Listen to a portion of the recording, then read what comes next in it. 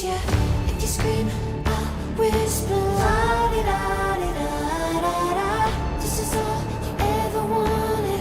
Take it all, you deserve it.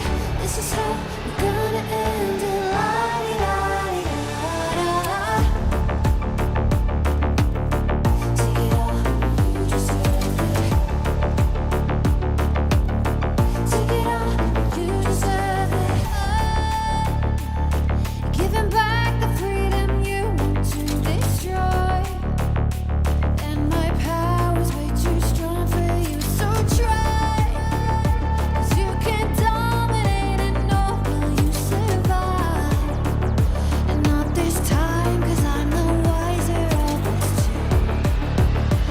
I'm the one of life antithesis of you. The fire in my heart will only grow. If you shut the gates, I'll burn them down. I am 1,000 steps ahead of you. You'll see soon.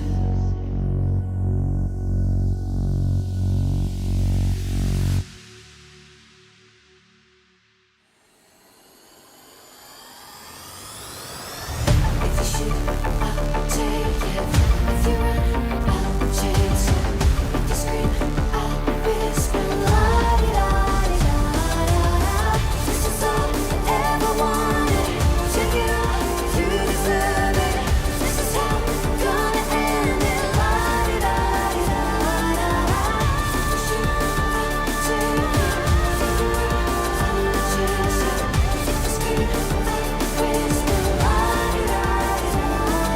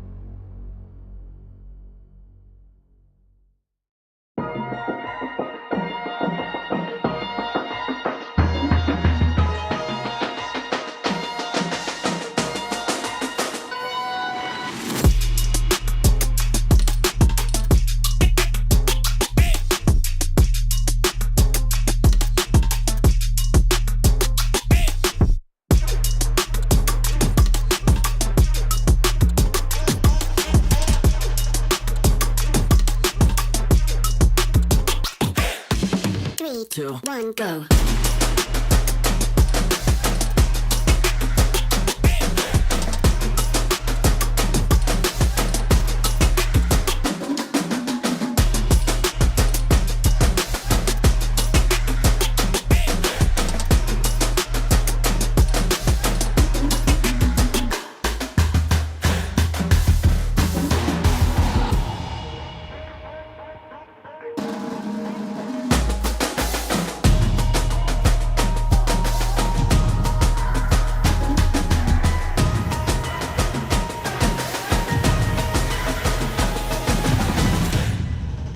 Three, two, one, go.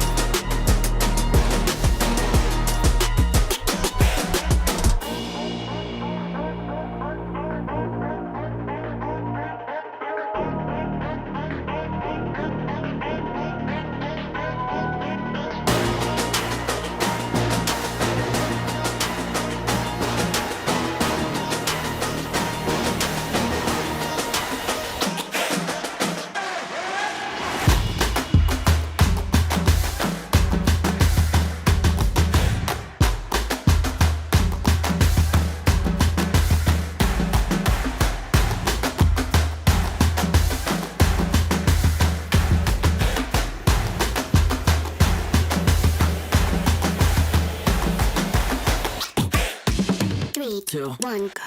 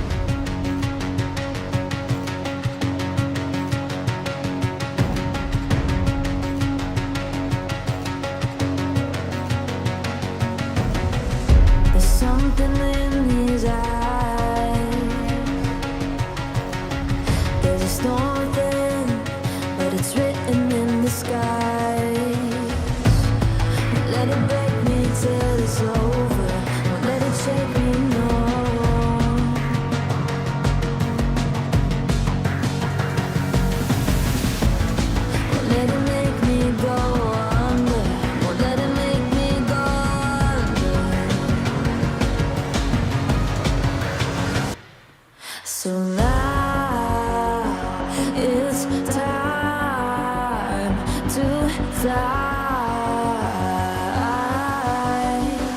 Nothing's gonna stop me now. Nothing's gonna stop me now. Nothing's gonna stop me now.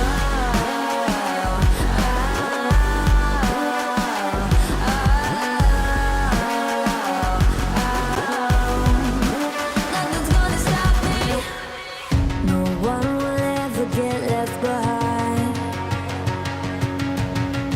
A million more before I've tried. Let it break me till it's over. Let it shake me, no.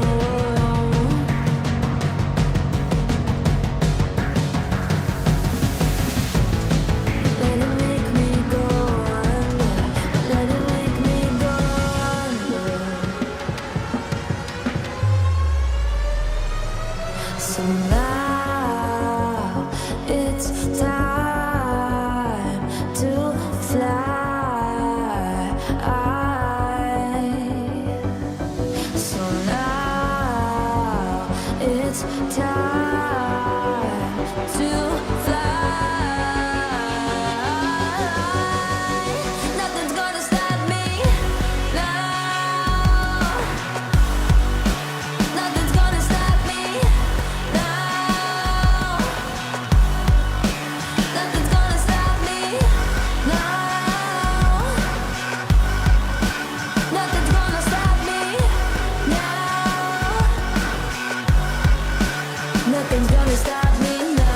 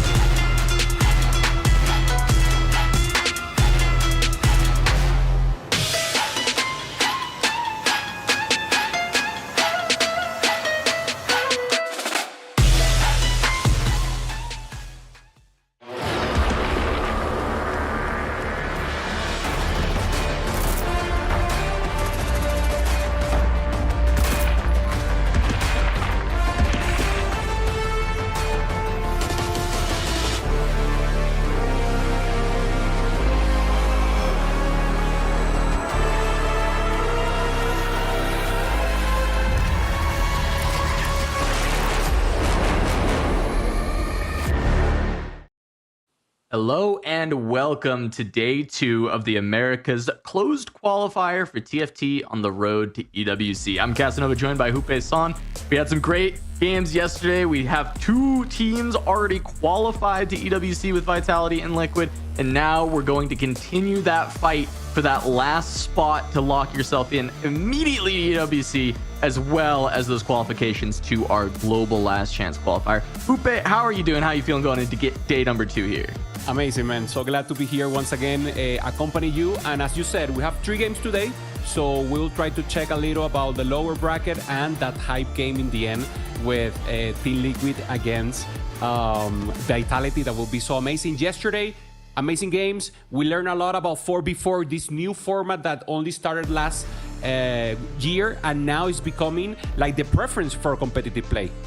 Absolutely. And we'll take a look here at kind of what happened yesterday. Vitality on the quick run. They had to reverse sweep each of their sets, first against Onyx and then PMD, starting out with those losses and then grabbing those 2 extra wins. Whereas Liquid started out with that 2-0 over Z10 before beating Team Climax to make it to the semifinals and both lock in their spots. They'll just be playing for seeding later on today. The winner of that matchup will be the first seed from the Americas going into the Esports World Cup. But for the rest of these teams, they have dropped down to our lower bracket, and that is where we're going to see the deciders come in, the attempt to advance, to grab that last spot in EWC. And we saw Citadel take down Onyx and 100 Thieves take down Z10. And now we've got our 2 games for today: Citadel Gaming versus Team Climax and 100 Thieves versus PMD. The loser of each of these will get one last chance to try and make it into the global qualifiers, while the winners will just have one more series to win to lock in a spot for the for EWC itself. 100%, and that will be the feature match that we'll have today. PMD versus 100 Thieves. That will be the first series that we will start with, and it will be interesting, Cass, because PMD has been performing well and has been also very close. All the games has finished like 2-1. And also 100 Thieves that we perceive, we know that individually they're probably the highest in level, but obviously this is for the preparation, the helping the other team and trying to look for it is also important, and they also have been struggling. So some wins, some losses, and always has been 2-1. Something very interesting that Hyun said, he was like, okay, if I go bottom 5, normally we win. So I'm down to go bottom 5. If he top 4, normally the team doesn't win. So it's only a funny meme to keep at 10 and see if the trend continues.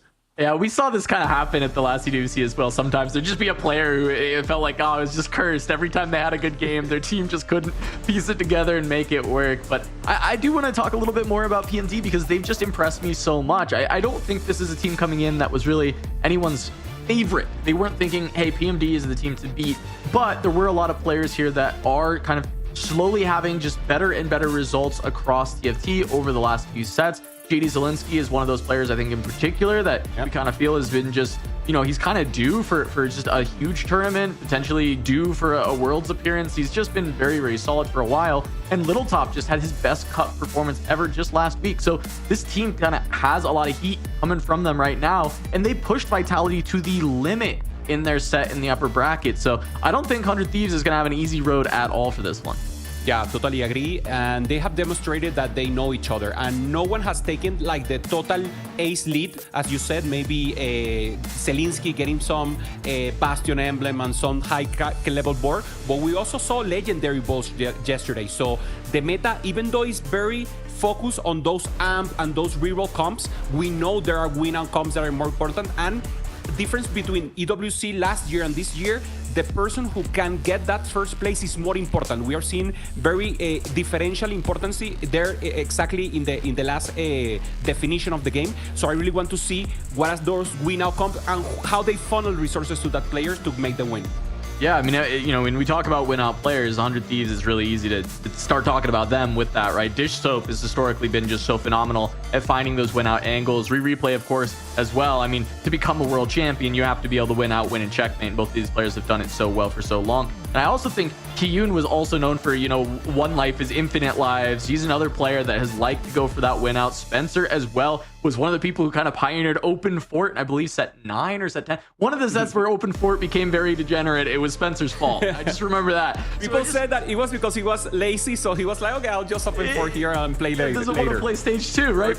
But I think this team, 100 Thieves, has so many players that are so great at finding those win out spots. And we saw that demonstrated so well in the final game of yesterday, where it was, I believe, both Dish Soap and Spencer with these ridiculous caps that they were able to set up. The Titanic Cypher setup from Spencer, where he just lost streak the entire game and then was able to look for the win out from there. And Dish Soap building the massive cap with the rapid fire emblem. I just know that the players on this team are so capable of finding the spots and turning them into win out angles. And you know, I know the players from PMD can too, but it hasn't been as demonstrated over set year after year as it has with the roster from 100 Thieves. Yeah, the aura is totally in favor of 100 Thief, so now it's up to the players, right? What they can accomplish, a little randomness in their favor, maybe a little lucky when you get the encounter and get maybe an additional artifact that makes sense. So we will be attending in all of that. We're just preparing for that first game of today, 100 Thief PMD. Just want to talk a little more about Jungle Book. He played different. This is a guy that normally everyone was playing Morgana, was playing something else. He was having fun, playing some Nitro, and exploring other lines in comps.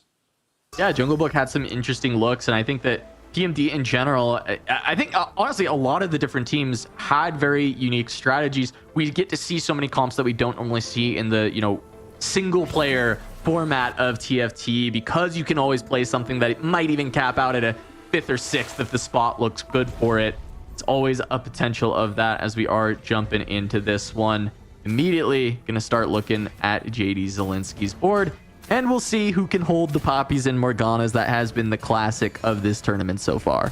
Just to have a little reference, yesterday, Mr. Replay played 3 games of Morgana, so maybe he wants the 4th right now.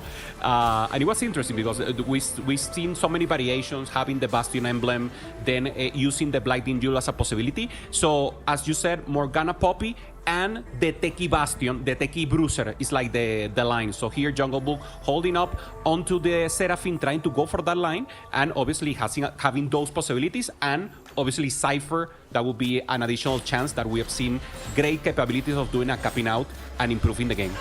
Yeah, we'll see if people can find LeBlancs today. Yesterday, it felt like everyone was finding the orb with their Draven or their Galio, and then they just could not find the LeBlanc. And so, see if anybody can put that together. And hey, well, Replay's found LeBlanc, but the rest of the puzzle pieces are not here for Riri. Okay, let's see. Starting now, yeah, lacking that tier that is so important. Beginning here as Ox. So we know it's not strong or at least forceable, but yesterday we saw Vitality getting a great win with Setsuko, getting the vertical of Ox, and we know you can cap out so huge and so high if you get a good win streak and you use the gold tree to get as much value as possible. All right. Moving on to 2-1, we'll get to see our first look at our augments, spare parts, but I did not see any Nitro for this start, so that's going to be a quick reroll. Patient Study maybe here. Raining Goal, not bad at all. Yeah, one of the things I was told by Philip, one of the players on Zero Tenacity, is there can be, for a lot of teams, a lot higher value on economy augments because of the fact that you do get to play against your teammates and they can sack for you. So greeding out, getting more econ, so you have more money to not only get your units, but also hold the opponent's units, tends to get a lot more value. And we are going to see Kiyun actually take the Raining Gold in this spot, finding an economy augment to kick things off. And yeah, we see that kind of more and more. And even something like this, the Prize Fighter, right? Sometimes this is a very risky augment, but when your teammates can just be like, all right, yeah, you can beat me up, it becomes a lot better where you're able to find everything right away. Yeah, it's the perfect setup. You know you're going to win. You know you're going to push that Ox until the end, and he will be the win-out player. So we already know how the funnel will be there, and Replay gets the best possible augment here, gets the Bastion. He only needs now the blue buff, and he will get an amazing Morgana. Remember, Bastion emblem, as we were saying yesterday, transform all the resistances into AP damage. Not all, but a good proportion. So that makes the Morgana even stronger, and also the possibility of her to not being damaged so much by any access to the backline that the enemy could have. Yeah, very, very powerful. As we jump on with Dish Soap potentially looking for Cypher, going with Calculated Loss. Just going to be the anvil for the team, taking a big loss streak as Replay, of course, we were talking about finding that Morgana the Bastion emblem, missing any tiers. But as you said, this is 4th game for Riri in a row on that Morgana. He's just always finding the spot for his team. Okay, Kyun, also Raining Gold, having a good start here with the Ilaoi 2-star. So getting an additional front line here is so amazing. He decides not to slam. He has the possibility of Ginso. No, he decides to go for the Gunblade. So more going for that AP line as a possibility, and this opens up other lines for him. Obviously, if he merits to a Ginso here, he has to go for the Aphelios or maybe the Seri. He decides, no, I want to keep myself flex right now, and the AP line looks good for me. Slamming, but it's not enough, so taking the loss here. Only Lil Top Maybe Spencer. Yeah, Spencer and Bobster with the win streak. Yeah, it's interesting because that actually still stays open to playing Aphelios later, right? Because he can still just turn that bow into a Ginsu, and it's still pretty nice with the gunblade. So I agree with you. I really like that, especially because he's making so much gold. He's definitely just going to be going to 8 and looking for a composition there. And if he ends up finding a bunch of tiers or something, he can play Amp. And if he doesn't, he finds more AD items. He just goes in that Aphelios direction, try and play it around the Vanguards. Jumping on board with Spencer, looking for that win streak. The Golden Ox early game, he is going to be making a lot of money as well. But he's committed to the AD line as we do see that even Shroud slam. But Graves too is such a massive hit. That should be able to keep win streaks pretty easily as he does go up against Little Top, who is one of the other streakers, also gold generating, but through the Gambler's Blade. Just going to have to see if the Graves can beat the Nidalee. I mean, it is a 2-star 2 cost versus the 2-star 1 cost. You have to think the Graves can get there, but the Nidalee has a lot of sustain. So it's a 2v1 for the Graves at the end, and Little Top is going to be the one who actually gets to keep the win streak. Very important here to avoid the prize fighter to get additional value. And it's interesting that also as this shop is open, so the prize fighter is better. So they're actually working in synergistically way from themselves and trying to get an additional value. I had a question for you, Cass. I call him Lil Top and you call him Little Top. Do you have confirmation of any of the two? It's Lil Top. It's Lil Top. Lil Top. Either way, yeah. You know, it's, yeah. Okay. We're saying the same thing. We're saying the same thing. Yeah, Lil Top to the top, baby. That's it. That's nice. The boy right there.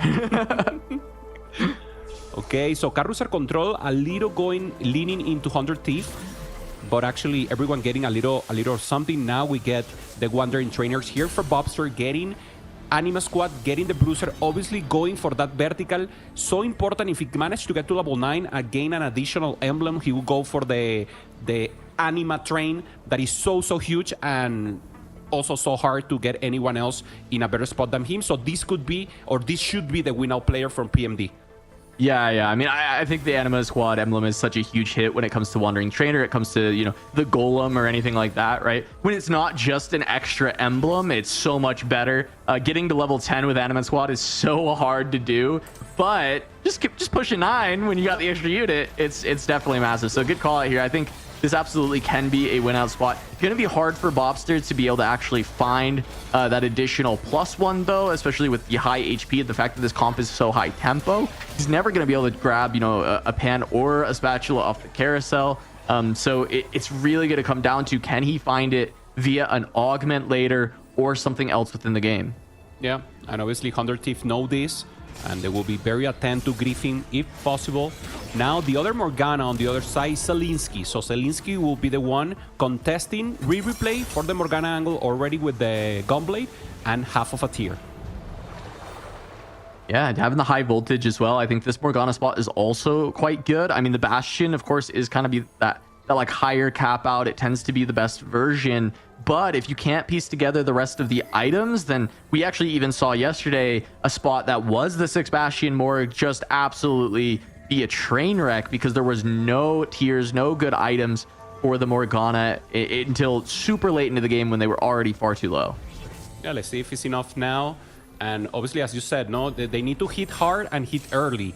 So the Morgana falls down. You need that basic threshold in the beginning phase, and then you need to go even to level 9 to win. We have seen Morganas doing good, maybe do 4th, do 3rd, but if Morgana really wants to pop up, it needs the level 9 to get additional value. So Zelinsky here losing, Little Top maintaining the win streak. Bobster goes down, so Little Top the only one with a good win streak here and proposing a HP preservation for the team and that ability to even cap out a little higher in the late game. Yeah, that was big for Spencer. Spencer got his win streak snapped by Little Top, but he doesn't allow PMD to have 2 win streakers at the top of the tables with Bobster and Little Top there. And when we look at the bottom, it looks like Jungle Book and Dish Soap both able to hold on to their lost streaks.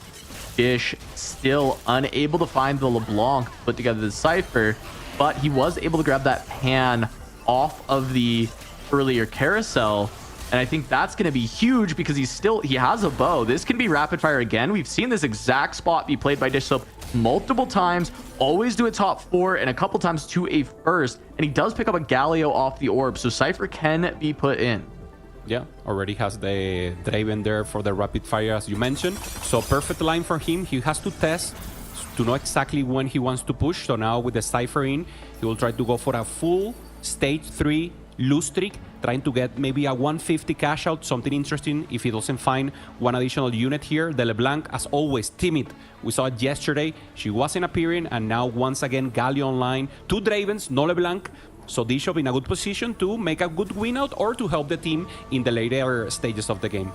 Yeah, I think always having that pan, that rapid fire available to you just means that you become one of the win out players for your team. We just saw the power of it yesterday over and over again with the Renekton having the rapid fire emblem, just absolutely running over games.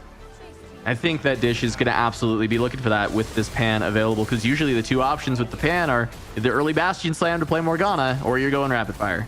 Yeah, 100%. And now we see on the other pace, very strong. Still with the prize fighter, getting so much value out of it. Going up against Dishu's perfect because he gets so many player damage. And remember, he wants to do as much damage as possible. Obviously, only winning the round is the important. Every 5 rounds, he will get a component. So he's looking for that 2 component that is actually the threshold. Now we're going for Prismatic. So the tempo of the lobby should get pretty interesting. I don't see anyone going for full value here in economy. So we should see combat from now on.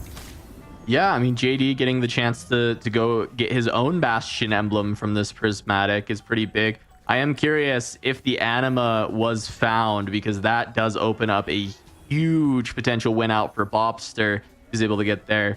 Little Top just going to grab a bunch of swords to go alongside this, which kind of makes sense. We see the slams. Looks like he wants to play Vanguards potentially later on with the Vanguard Marksman. Yeah, Marksman for sure here. So he will be contesting a little of the Aphelios that we have on Spencer, that's doing the win streak here, or the delayed angle here with the Ox. So it's good. Everyone is they're not allowing no one to go uncontested, at least the one who has win out possibilities, and that's one of the main things you have to be focused here. So now Morgana, very strong. JD Zelinsky also having the emblem here. So should be good for him. Let's see if it's enough. We're already seeing an Elise with the blue buff, and that opens up also some Dynamo angles. Yeah, definitely having some options for the Dynamos. Potentially, you know, the slams on the Graves are actually very good for Misfortune. So I certainly like the Dynamo out playing around Elise and Misfortune as the duo carry for Spencer. We'll see if he can end up going in that direction.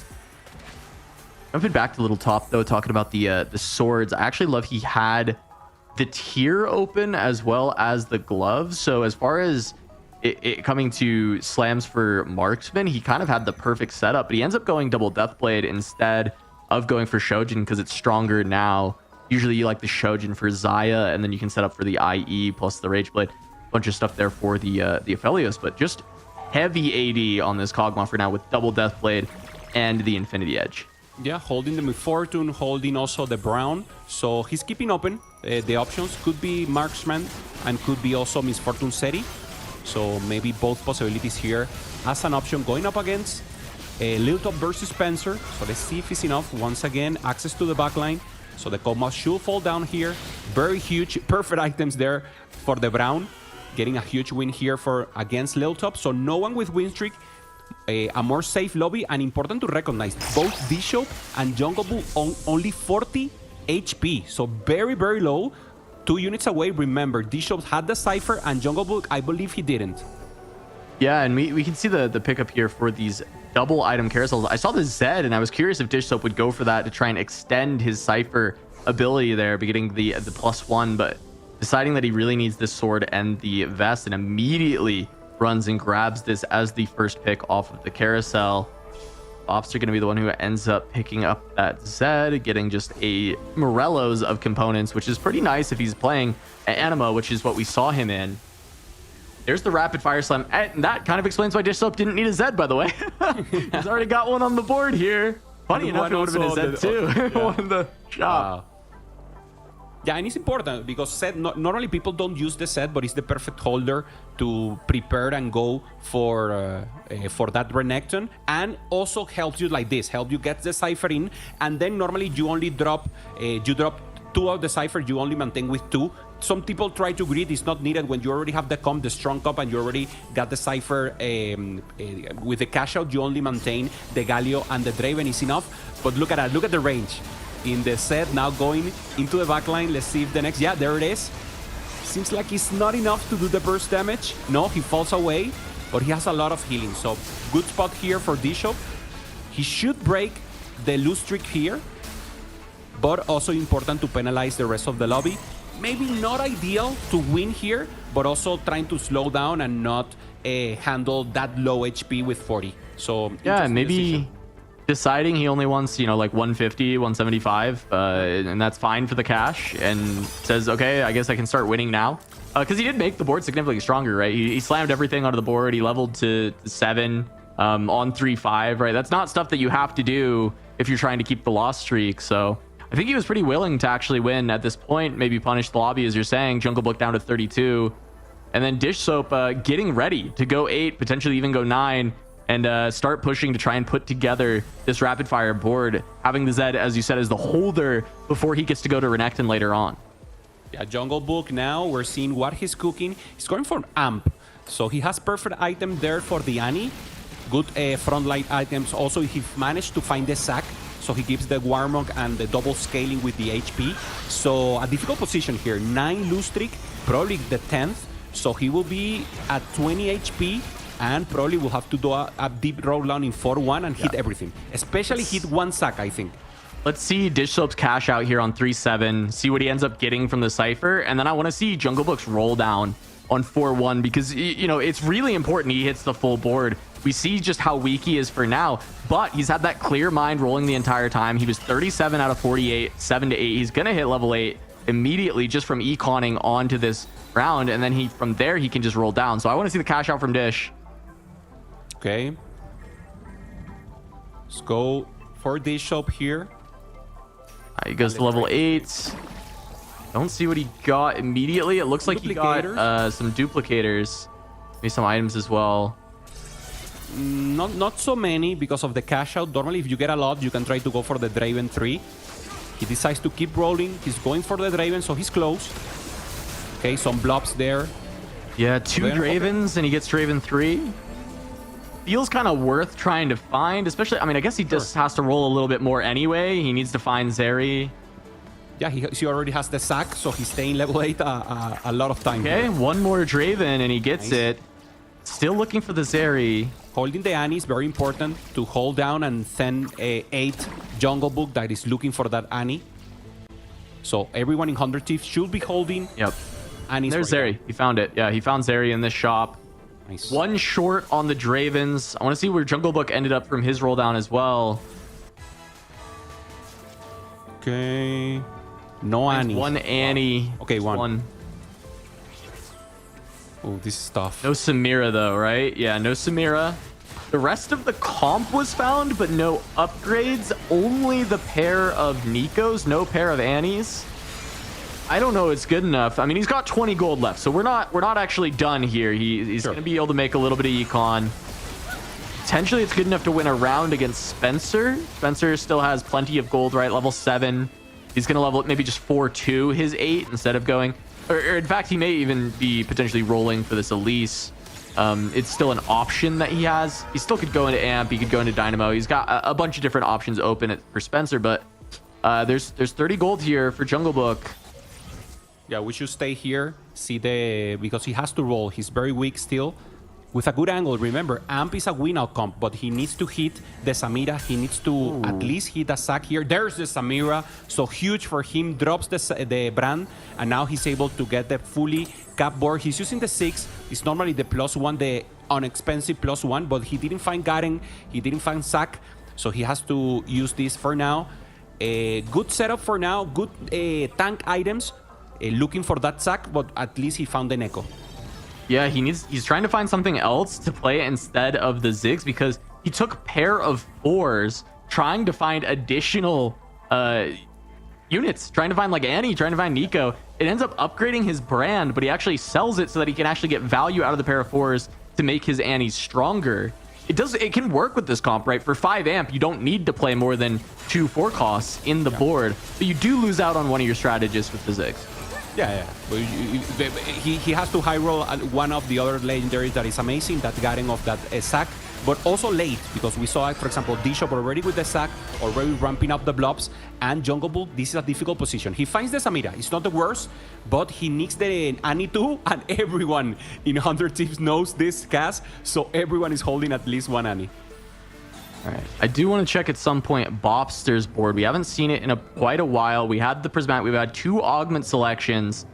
And he did find the additional +1 anima on the Prismatic. That's what I was looking for. So now it's just about pushing levels.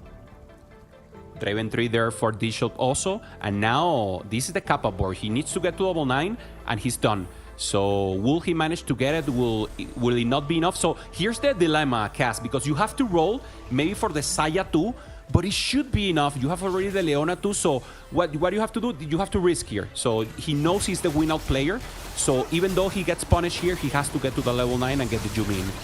Yeah, I mean, he has to go 9, he has to get Yumi, but he also has to find an Aurora. So it's not just guaranteed get to 9 and do it. Yeah. He needs a little bit more help than that, and he's taking a lot of damage. Disop found the 3-star Draven, able to push so much extra damage onto Bobster. And we look at the bottom of the tables here. Jungle Book, Little Top, Bobster, all there. All of them in trouble. And Bobster, 16 gold, level 8.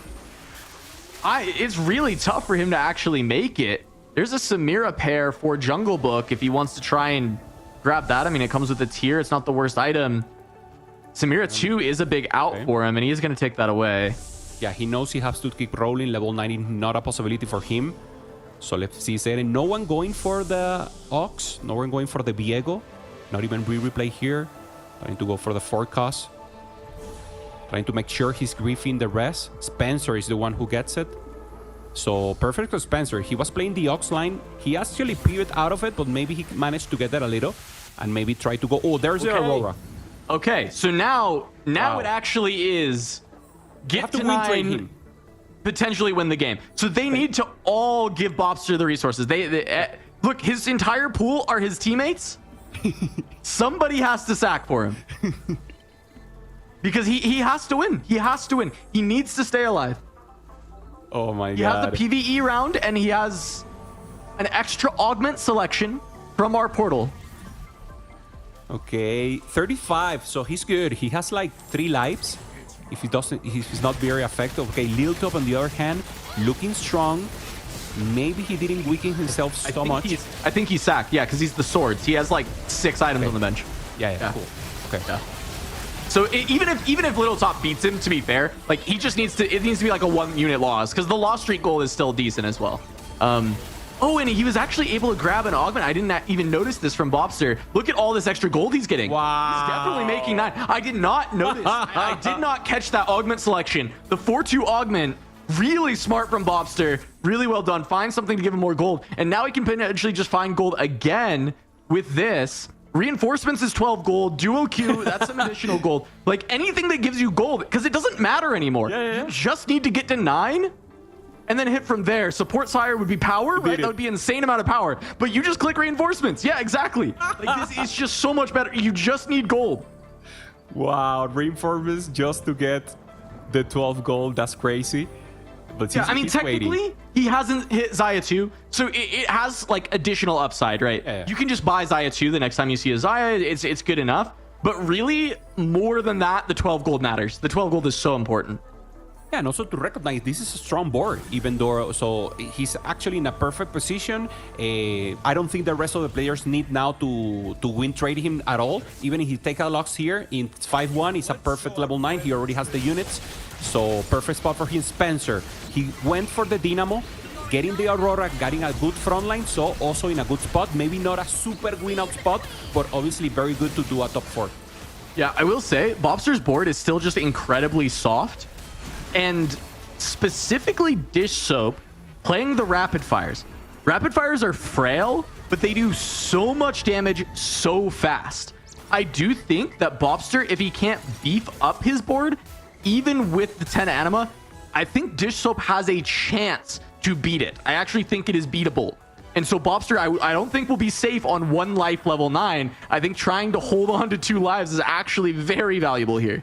Yeah, 100%. Because even though Bobster gets the possibility of first place, Jungle Book and Little Top are very bad. They're actually in the bottom, so they will need a 1-2. Maybe the 1 could be a little more likely here for Bobster. But Zelinsky will be the one who also needs to pop out. And we know Spencer is strong. We know Kyun also is doing good. And Bishop is now with a win streak after the cash out. Spencer finally finds the Annie 2, and Bobster goes to level 9. Bobster's 9. So he has the 10 Anima squad in. Okay, we also just see a Kabuko 2 picked up for Bobster. That is massive, right? Because what I'm talking, you don't need damage anymore. The trains will do it. You're good. So it's just about making sure your board doesn't go down before the trains have done their work. Okay, rolling to 0 here. Jungle Book knows he cannot allow to go 8th here. Doesn't have Lil Top in the rotation. And going up against a re-replay. So very important re-replay with good frontline. Not the third item on the Poppy. So this is good news also for him. Additional damage there for the Elise. This should be a win for Jungle Book unless something weird happens here. Access to the front. Poppy's still holding up. Poppy's not hitting significant targets. There's just not enough damage from Jungle Book, though. I mean, just the Annie 1, it just doesn't do enough. And the Morgana is still strong here. It takes everything out. Jungle Book goes down. Little Top goes down. Bobster, JD have to 1-2. JD has held on to a lot of health. Bobster does have a win out spot. 10 Anima, that can get there. But I actually don't see JD being able to find this second place through the powerful boards of Dish Soap and Spencer. Yeah, JD going here for the Morgana. Actually, the Tempo Dynamo, not even Morgana 3. And he doesn't have a win out spot from here, Cass. He doesn't have the Elise 3 as a possibility. So maybe Aurora 2, but this is not a comp that is going to go first or second. So we will need more surprises here. Looks like Bobster can get the win, but Zelinsky, as you said, maybe a 4th.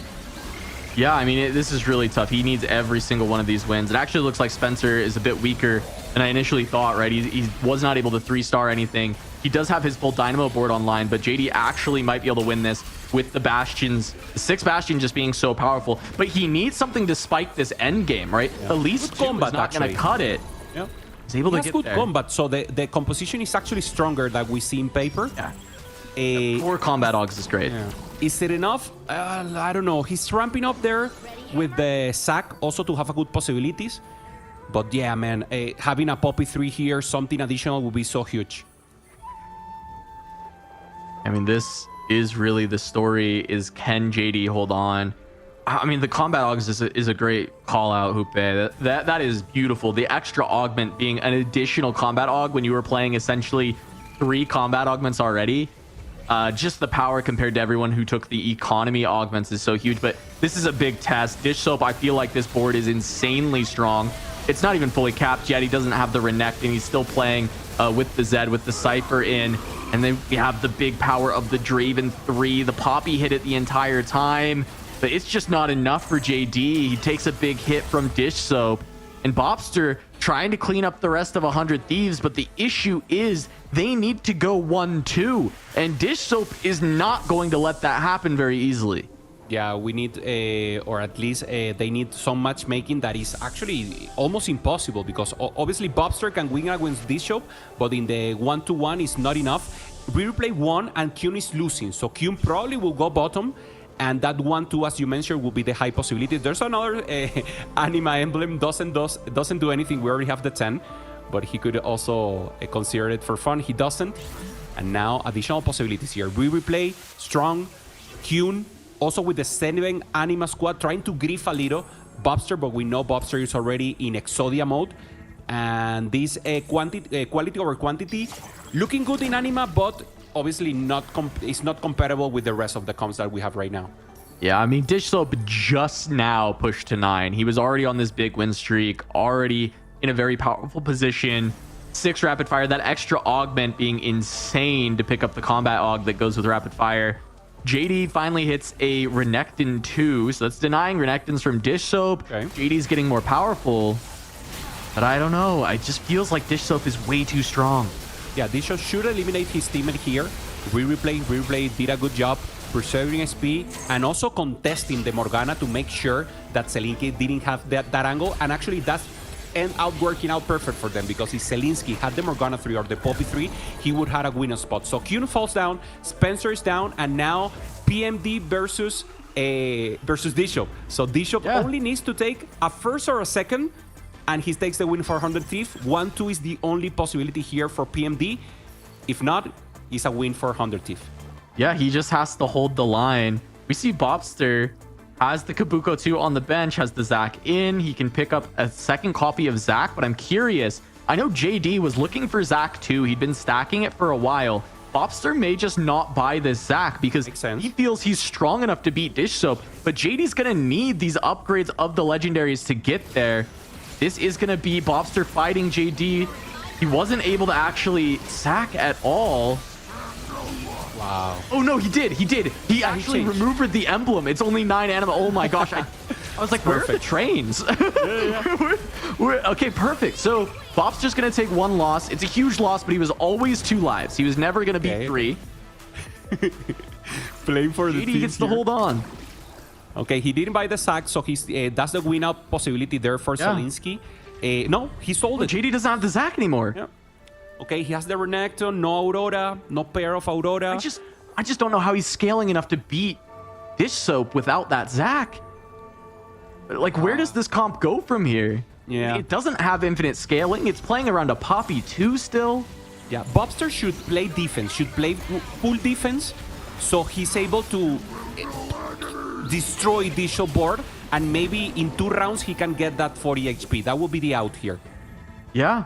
I mean, yeah, seriously, he has to take Dish Soap down in 2, and JD cannot, Bobster cannot sack for JD anymore. JD needs to get this board as strong as he can, and I mean, Aurora 2, that's a pickup, but he doesn't have something to put in. It's going to be a Seraphine 1 that he can put on the bench that can get dragged in by his Aurora. There's 2 Zacs in the shop. I mean, you can try and lock in and grab Zacs, but he hasn't been able to stack it. Okay. So it will be Zelinsky versus Dish Soap. He just needs to survive here. Maybe be able to wins once. If JD can win this fight 1 time, I think PMD wins this game. But I just don't know if Aurora 2 is enough. We see just the Seraphine 1 is to swap in. Very funny to see happen, but it's all he could afford. Another unit from the Aurora 2. He's looking very good. He's doing well. The Zed's still alive, though, and it's not good enough.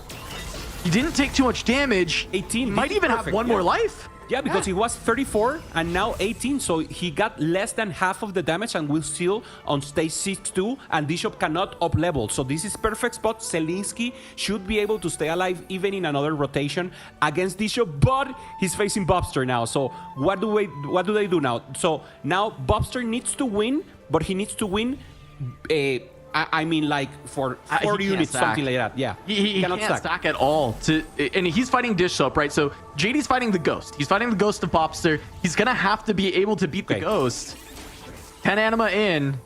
Okay. Here come the trains. I mean, I'm curious if Dish actually can even beat this board. I think the trains are just too much. Yeah, it's far too much. It's not even close. Yeah. Oh my god. Bobster. 19, more than half. Yeah. 1 more face-off and Bobster takes out Bishop here. Oh my god, 1 HP! But they can't fight again, can they? It's gonna have to be JD versus Bobster and the Ghost into Dish Soap. How can JD actually win?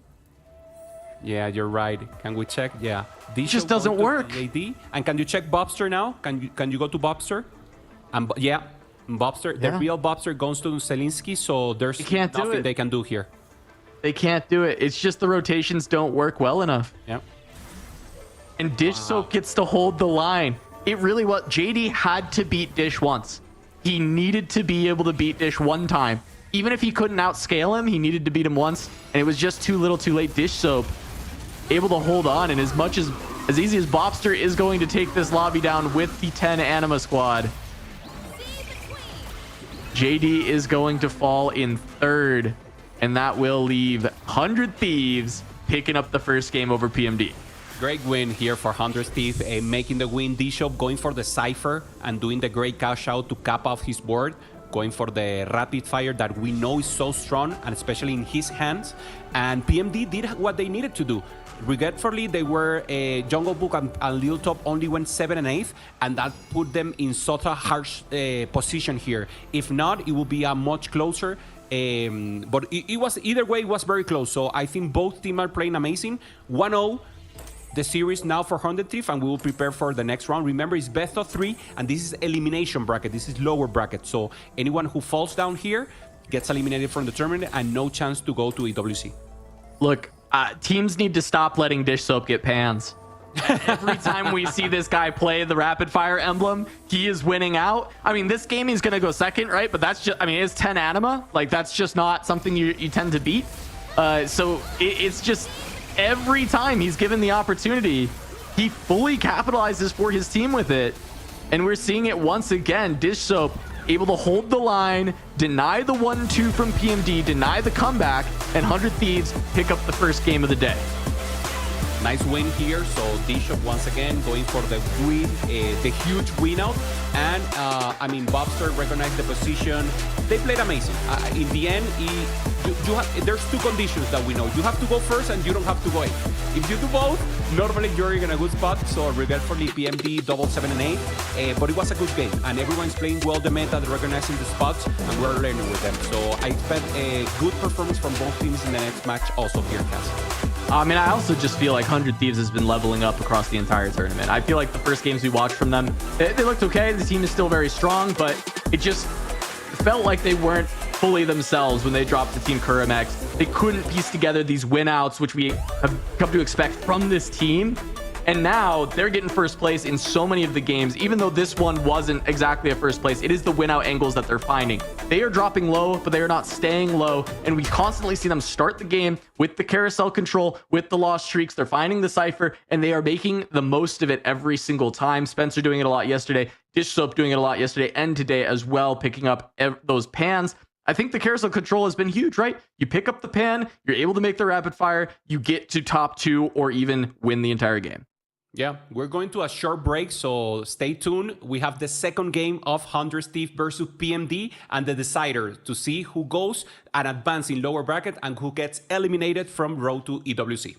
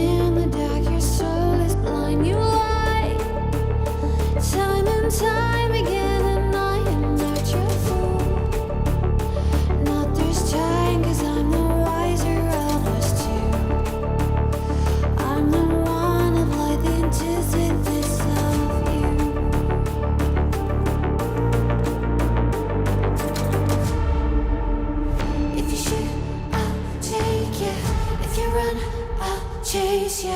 If you scream, I'll whisper la-di-da-di-da-da-da. This is all you ever wanted. Take it all, you deserve it. This is how we're gonna end it. La-di-da-di-da-da-da. Take it all, you deserve it. Take it all, you deserve it. Giving back the freedom you want to destroy. And my power's way too strong for you, so try. 'Cause you can't dominate and know will you survive. And not this time, 'cause I'm the wiser of this two. I know one of life antithesis of you. The fire in my heart will only grow. If you shut the gates, I'll burn them down. I am 1,000 steps ahead of you. You'll see soon.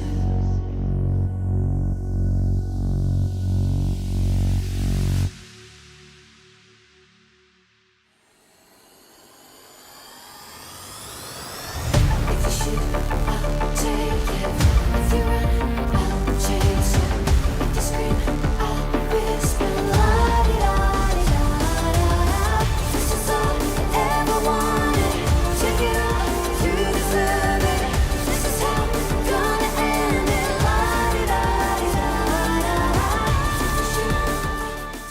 take it. Welcome back to the Americas closed qualifiers for TFT on the road to EWC. I'm Casanova, joined by Hupe-san. We just had our first game of the day, 100 Thieves, taking down PMD 1-0 so far. Moving on to game two, see if 100 Thieves can continue this hot streak. Dish Soap putting the team on the back in that one at the very end to hold the line and prevent the PMD 1-2 that they needed to take that one down. Hupe, it's been a great couple of games so far. Yeah, you mentioned in the past, and I want to highlight it once again. The Cypher with the loose streak is doing amazing, especially in hands of Bishop and these players, but the tempo play is not enough. Liltop got a 5-win streak, and even because of that, he went 7-8 with the team. So they need to manage resources better. 100 Steve is doing an amazing job maintaining the pressure in the mid game, so that carousel control plus getting a win out player is actually what we've seen as win condition for them. And just to highlight, Cass, Citadel took a win against Kurumex in the other lower bracket. So actually that is going for Citadel. So if Kurum team doesn't win the next one, we'll have already Citadel that will be the next lower bracket tournament or round that we'll have tomorrow. Yeah, no, Citadel looking to advance. Robin Songs trying to return to the EWC stage, of course. But for this match right now, we've got PMD having to bounce back. And like you said, they've been taking this approach of playing very high tempo, whereas we've seen 100 Thieves kind of seed the early game, get the carousel control, turn things around, and absolutely run with it. We have not seen that success from the tempo play. We saw a little bit in the previous day, but also often those tempo players were getting stuck having to sack for their teammates repeatedly and not having as high of caps as the players who had gone for the loss streak. And because of that, they're actually losing way too much HP, sacrificing to their teammates, and then also losing some additional rounds. And I think that compounds. Whereas when you would win streak like that in a single player game and you're not worried about sacrificing for your team, you're often at worst bleeding out to like a 5th, maybe a 6th in really bad circumstances. But here, yeah, we saw the 7-8 from 2 players of PMD. And as you said, Lil Top was one of the win streakers coming through on stage 2. 100 Thieves have usually had 1 player that's contesting it, but the other 3 are often looking to play something that is a higher cap. Yeah, and also Jungle Book, he was together with Lil Top, the ones in the bottom. He played loose streak, like we saw like 10 loose streak. And then because he was so low HP, 100 Thieves said, okay, let's funnel all resources in negating the Annie from him. Everyone hold the Annie. He didn't hit the Annie too, and he got 7th. So actually perfect play, recognition of actually who should we grief.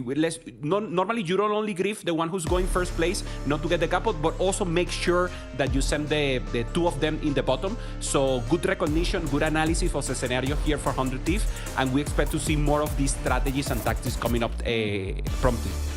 Yeah, I mean, it's the tough thing, right? When you're lost streaking like that, but the enemy team is also having players who are high econ. I talked about how economy augments are higher value in 4v4. Not only can your teammate kind of bail you out by actually sacrificing some of their life for you, but also having extra resources to buy your opponent's units is so big. We saw Kiyun start with that reigning gold. He was playing actually a low economy composition with the Anima squad contesting there, leaving him more gold to actually be able to contest those Annies. Dish Soap playing Cypher. He was on a huge loss streak. He was playing around 3 costs at that time with just the Draven. So he actually had a lot of extra gold on his roll down to hold 2 or 3 copies of the Annie as well. And because of that, yeah, as you said, Jungle Book just gets stuck. He finds a Samira. He finds kind of a lot of the stuff that he needs, but he's ended up forced to kind of go for a Hail Mary on his 3rd augment choice, try and get those extra 4 costs coming through with a pair of 4s. Doesn't find the Annies, doesn't actually get to put the composition together. And while AMP has been one of those highest performing compositions, it's constantly been at the top of the tables. It's been the comp of choice when you go for that big loss streak. We are finding ways from these teams where they get to counteract that and do not let it turn the game around. Even when they hit the Samira, we were like celebrating a little when the Samira came up, and it wasn't enough because it has so many win out scenarios that had to happen. The Annie, a little front line, the Sack, trying to hit early even the Garen, and he didn't hit any of those legendaries that are so important. He was just holding maybe a 6 we saw in a moment, then trying to change for something else. So actually not getting the full value of the board. Important also Cypher from Dishop. He didn't need the huge catch out. He actually had the Cypher on 3-1. He started doing the ramping up and the lose streak, and he didn't commit his full HP into Cypher. That's a normal mistake we see normally in ladder play. People want to go for the huge catch out, maybe with 2 HP, but you need to stabilize the board. He did it perfectly. He maintained the set for a while, then he pivoted to that level 9 consistently, and then finding the rest of the comp to do and accomplish what it made. So perfect scenario here, and a masterclass from this show. Yeah, I mean, I think, we saw him, he stopped at 40, right? He had 2 more rounds to go. He could have just gone for 2 more losses, but he said 40 HP, level to 7, put in the rapid fire emblem, put in the items, ends up actually dealing damage to both Jungle Book and Little Top, I believe, in those 2 rounds, pushing them lower and lower. And if he was 1 life instead of 2 at the end of the game, that would have been a different story for PMD. We talked about how tempo maybe wasn't as good of a strategy as we were hoping or thinking, or it may have even been in the last year. But it also could just be some execution issues coming through, because I want to highlight a player, JD Zielinski, I think has played tempo extremely well so far in this tournament, and in this last game was a great example. Morgana spot, finds the Bastion, not seeing enough Morganas to feel good about it, so he pushes levels, he pushes with the tempo that he has there. He goes 6 Bastion, but just plays around the Elise, pushes towards the late game, and he's just playing around a 2-star Elise, and he gets 3rd. That's usually good enough. If your team can go first, 3rd, you are winning most of those games. It is just the few circumstances where you end up with the 7/8 on your team as well that it doesn't actually get you there. And I think the fact that he was able to hold on for a 3rd, playing around the main carry being 2-star Elise, is honestly very admirable. That is some very solid tempo play in TFT. Yeah, normally people play tempo and then they get like maybe 1 economy augment and they say, okay, it's fine. No. If you're playing tempo, you need to get a combat augment that actually performs in the moment, that gives you power in the moment. And that's exactly what Zielinski did. And now starting with the 2nd game, we have super deadly crabs. So yeah, we didn't have this one so far. We have not gotten the crab rib, the super deadly crabs here. And what I will say, immediately when I see this, I feel like the extra economy, I want to favor 100 Thieves. I feel like when they've been high econ, I've been more impressed with that team than when I've seen PMD on high econ. And I want to see what PMD can actually do with this. With all of this extra gold, what can they cook up? What can they make happen? And I think the star player, the one that my eyes are all on for a game like this, is JD Zielinski. We have seen him cook. This man has been cooking in this tournament. And we'll see what he can put together with the extra economy that comes from these crabs. Yeah, planning to cook, and he gets the techie here with Bruiser. Also, someone who loves to cook is Bishop. We already know his love for the pan, for the frying pan. And this is a good spot. He has 2 Zairas, 2 Seraphins, and 1 Dr. Mundo. So this will be the spot for him, trying to go for that 1 cost reroll that we know is very good. Maybe difficult to win a lobby if you don't get to that Kobuko in the late game, and maybe Kobuko Teiki, something like that. But it's very good, and Zelinsky knows how to handle a great comp here. Gets the Zaira 2. I mean, the Seraphine too. You have to consider techies from that spot. Bobster also being offered a lot of techies, but I mean, you at least have to have it in your brain when, you know, it's a high econ start too, which sometimes it doesn't feel as good to play the 1 cost rerolls on these, but when you're high rolling the 1 costs, it can feel really good in these lobbies to play for the 1 cost reroll, because you actually get to push your levels much faster because of the fact that you have so much high econ. You actually hit super early. We even saw some stage 2 3 stars yesterday on a high econ portal like this. We saw Disho just for a moment. He had a Ginso not slammed yet, and the Vanguard, so probably a marksman Vanguard detail. We have the hack augments here. Normally a little stronger to get the double silver, but of course you have to get a good combo here. So we're staying here with Lil Top, trying to analyze if he wants to go for more of a patient approach and trying to go for that level 8 with patient study. Thinking about good possibilities here. Pandora's Bench, very good to try to go for that reroll line and also to grief some of the units of the opponents. He's scouting a lot, ends up just taking that straight away. I saw he had a Morgana spot, so it looks like he was trying to figure out any teammates going for Morgana, any enemies going for Morgana. Don't look at it. Like, don't look at it. Hey, what do you think replay is playing? Don't look at it. Don't look at it. Morgana for Riri again. Oh my God. Usual suspects.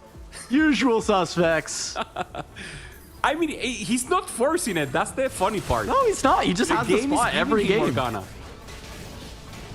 All right, taking a look on the other side here, we did get a Portable Forge and the Unending Despair picked up. This is a very powerful artifact. It's more generic. It doesn't open up crazy lines, but if you slap that thing on a Mordekaiser, it goes crazy. It goes nuts. So we'll see if he can find that later on. But even early on, Skarner, not a bad holder, actually creating a shield as well. Most of the tanks in the game right now put shields on, just making a lot of value for that artifact.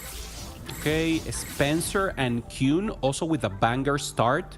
Kuhn with more possibilities here. They haven't slammed. Also, Bishop has like a Vanguard possibilities here. So many, they're very contested. Sometimes this happens that even in the same team, they have to play the same comp. But obviously, AD-wise, we have Aphelios. We also have the Seri with the Misfortune.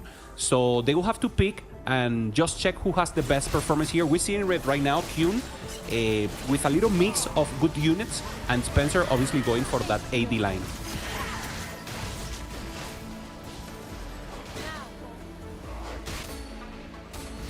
That Kuhn gonna lose his streak here. Was just starting out with pretty strong board, leveled to 4 with that Silver Spoon. Okay. Spencer able to take him down, also playing around the Vanguards, has a rapid fire backline that's fully upgraded. Spencer actually really good space to actually continue that win streak, going to level 5 as well. Fully upgraded board. Yeah, they have significant power here. We should stay on Spencer and Bishop. They have the chance here to maintain a win streak. So let's see if they get it. Carousel control. Focuses of PMD, they have 4 players or 3 players in the bottom 5. So that will be interesting. Bishop decides not to slam the Ginso. That AD line was very contested, so he's going more for an amp line, probably with that Nashor's Tooth. Yeah, Nashor's definitely looking like amp would be kind of the strongest way to go. Looking at Little Top again, right? Just looking for more economy with these augments. And economy in the form of rerolls, right? Trying to find the way to get the Morgana as the Pandora's Bench. Already 5 copies on 2-3. Very solid start to be playing that Morgana line. I'm curious if that Techies line that we saw going on is doing really well also, because that was, you know, Zyra 2, Seraphine 2 right out the gates. Yeah, JD with that huge start. And we're going for Carousel. A little mix, so replay will be very important here. The only one from 100 Thief taking control in the first 2 rounds of Carousel. Interesting, maybe the LeBlanc. We know it's very difficult to find her in Cypher. So Jungle Book is the one who gets it. Okay, nice. Also with a tier. Interesting to see if he has the Cypher angle or he's just going for tiers for Amp. Yeah, it actually could be either or both. I mean, if it's both, that is a great pickup, right? If this gives you Cypher and a tier, yeah, we should check Jungle Book's board 2-5, see if we get the potential for a Cypher setup to be ramping already. He will have to watch out for replay. But no, he didn't have the 3 cost. He actually already had the LeBlanc. So instead, this is just getting a tier, potentially go for amp. That is patient study. This is going to be a big ramp for Jungle Book. He's looking for some redemption from the last game, right? Rolled down for amp after full loss streak, open forwarding, and just went down. Could not actually hold on, couldn't find the Annie. But he says, okay, I know this strat works. It is time to run this back and see if I can do better this time. Yeah, we're seeing there also replay good Pandora's bench. He already has the Morgana 3, so the augment that normally delays a little in giving you value. Full value there for replay already with the Morgana, but only pero Poppy. Poppy's still not 2-star, so gives you something, takes out something in return. So a little karma there. But he needs the Poppy. He cannot just up level. Maybe try to put a little closer and then try to high roll an additional 2-cost 2-star in the Pandoras, and maybe he can up levels. But remember, we have seen this Morgana 3 without the Poppy 3 not performing. Oh my, he's just hitting. The Pandora's bench is just getting him units. I mean, yeah, it's just 1 copy of Poppy. But the fact is there's a lot of 1 cost in the pool. Pandora's on 1 cost is sometimes hard, right? It just, you can roll it easily, but it just doesn't, it's not likely to give you the unit you need. He was able to hit Morgana 3. He's able to get his Poppy 2. He's not going to need as many. And honestly, item-wise, replay in pretty good shape, right? We're looking over there. He's got a tier, he's got a rod, and he's got a Gargoyle Stone Plate ready to go if he wants to slam that on the Poppy. Okay, he was possibly against Jungle Book, decides not to slime items and maintain a decent comp here. Going up against Bishop. With this, he has like a techie line, so he could think about something else. I don't think so, but there's a world where he plays Veigar or something like that. We know it's not the best, but the good thing about Veigar is you can also control the rest of the poppies. So if he can manage to play Veigar and help in the exact moment to replay, then he can punish the other Morgana player from PMD. All right, still continuing to roll that. Jungle Book already to level 6 on 2-7 here. That's just that patient study, continuing to ramp him up. Spencer able to hold the win streak throughout stage 2. Jungle Book and replay both able to hold on to their loss streaks as they want. They don't run into each other. Yeah, I mean, this board from Spencer is just great, right? Like, he had the 2 upgraded Vanguards and then 2 upgraded Rapid Fires is so good. I love this from Bobster. When I see the Unending Despair, Crown Guard is so sweet with it. Be able to get so much extra damage right out the gates. The thing, it's just bursty. It's like start of the fight, you kind of just blow up the enemy tank that you're standing in front of because the shield is so huge. Yeah, amazing front line from him, very, very huge. And now he just did damage. Maybe trying to go for that X of X or maybe do another, seek for another priority. Zelinsky, he already has the crit, he has the collectors. So huge possibility for him. He needs a strong holder for that collector to make sure he ramps up and gets as much gold as possible. Good front line also. So committed also to this AD line. Yeah, stayed away from the techies, right? JD was the one with that techie start, but it looks like he found 80 items. His augments led him towards this collector line. And instead, just going to play for that econ. And he's also playing higher tempo. He wasn't able to keep the full win streak, but he's using this collector to try and increase his economy. Has to play to make his board strong so he can collect enough units. And I mean, yeah, JD always kind of playing a little bit faster, higher tempo, not kind of playing the loss streak into win out. But JD's been the one who's been able to convert this style into top 4 finishes. Yeah, with clean play, really, I'm learning a lot from him. I love to follow him also in tournaments. Huge performance in Cup, and now going with the black market. So very interesting that we have seen. Could be also something for the Checo. We haven't seen Bob's Lil Top and Kyun, so maybe we can see that Checo with scooped weapons that is so huge and amazing. Anger issues, an augment that we will not see anymore in TFT. It's being eliminated now in patch. And final reserves, very aggressive. Let's see if this is a good decision for him. Yeah, JD's spot doesn't scream final reserves to me because you want to play around this collector a little bit more. Yeah. But it is undoubtedly an incredibly powerful augment in TFT, but also in 4v4. This makes more sense to me. We talked about how much he likes tempo.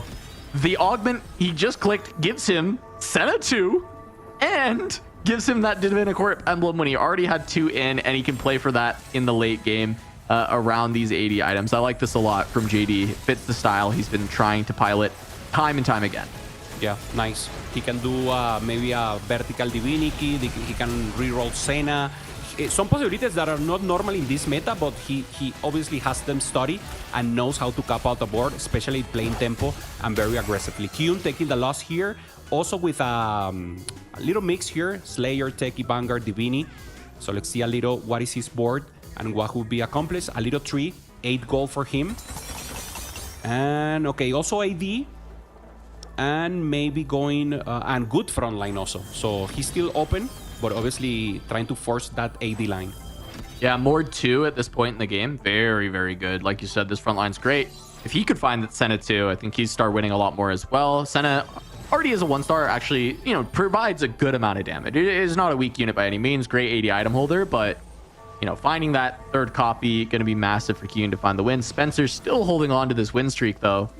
Wonder if anyone can snap it. It's going to be Kyun versus JD. He found a Zed already. If he wants to play around the Divinicorp Zed, that is certainly a way he can do it. He has IE. He just needs, you know, one more better item to go alongside that to play the Divinicorp version of this. Yeah, very difficult to play Divinicorp. You need a lot of, normally a lot of gloves, but he found the angle and looking very, very strong. I love to see Lil Top also. Can we see Lil Top for a while just to check a little about his comp? This is the next carousel. We have Forecast. There's an Aphelios. Many people here playing AD. Cho'Gath also a possibility, and also the Saya for the ones who wants to accompany. Another tier for Jungle Book. He's trying to play Amp. Nice. And he still has the Cypher, so he's doing a huge catch out here. Little Top denying the Aphelios from Kyun. Good comms from the team, recognizing that needed to be done. Didn't look like Little Top necessarily wanted this glove. I'm curious if he'll be able to make use of it, though. He's playing Dynamo. You know that Misfortune can use quite a few gloves. And he didn't have many already, so I think this glove can work out just fine. He's also playing around Jeweled Gauntlet, which you can always look to add an additional glove item to a Jeweled Gauntlet, make it even stronger. Usually Guard Breaker is the item of choice for AP units playing around JG. Makes sense. Dynamo, but without scaling. Normally it's not the archetype you want to see here. He's trying to reroll 3 costs here, so he's actually going for this Elise as a priority cast. He has 2-star Yumi trying to assemble. He's also going to roll the Aphelios, and this will be the line. Let's see, interesting for him. On the other hand, Jungle Book with the Cypher. He has the set, so he has 4 Cypher in. Huge catch out already. Yeah, and 182. Already 182. This will be a very significant cash out.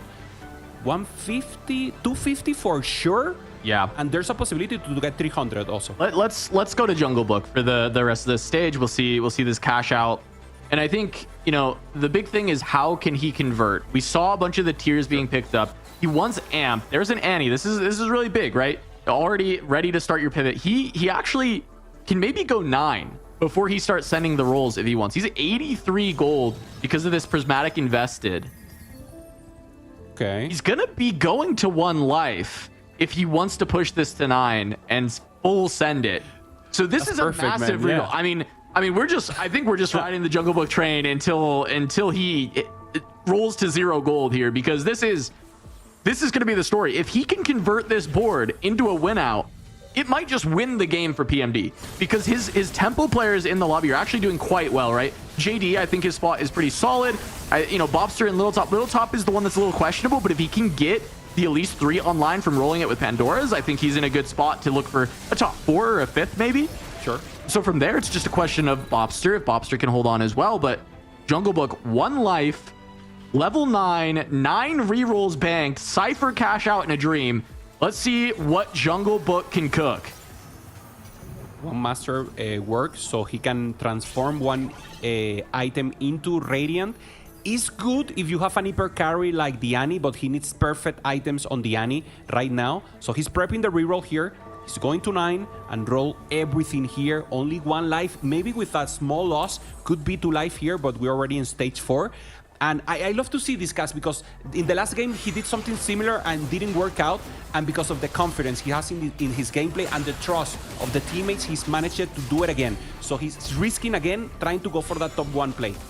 All right, it looks like he's also going for value out of his Golden Ox instead of spending any of the money on 3-7. So he's going to put the entire thing betting on his 4-1 speed. So let's look at Jungle Book go. He's going quick. He's moving fast. He's got to find these amp units.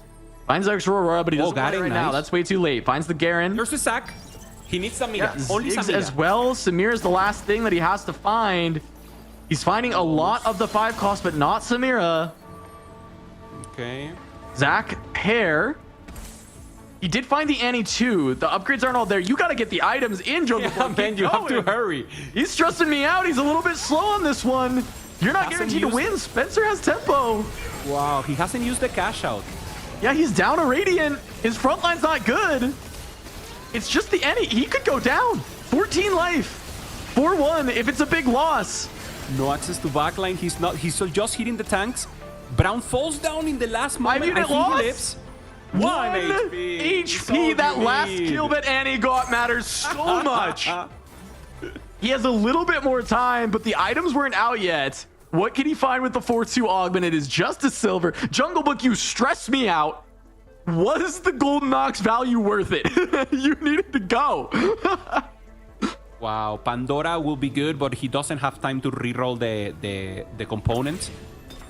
Team out finds Decides Samira. to get it either way. Okay. Samira right away. Nice. Another blob. Can he 2-star the Zac? The confidence. He decides to go for the Pandora even though he doesn't get immediate value. Garen 2 if he wants it. But no, that was the slot for Samira to come in. No room for the Garen. He can take out the Viego, but Viego gives more immediate value.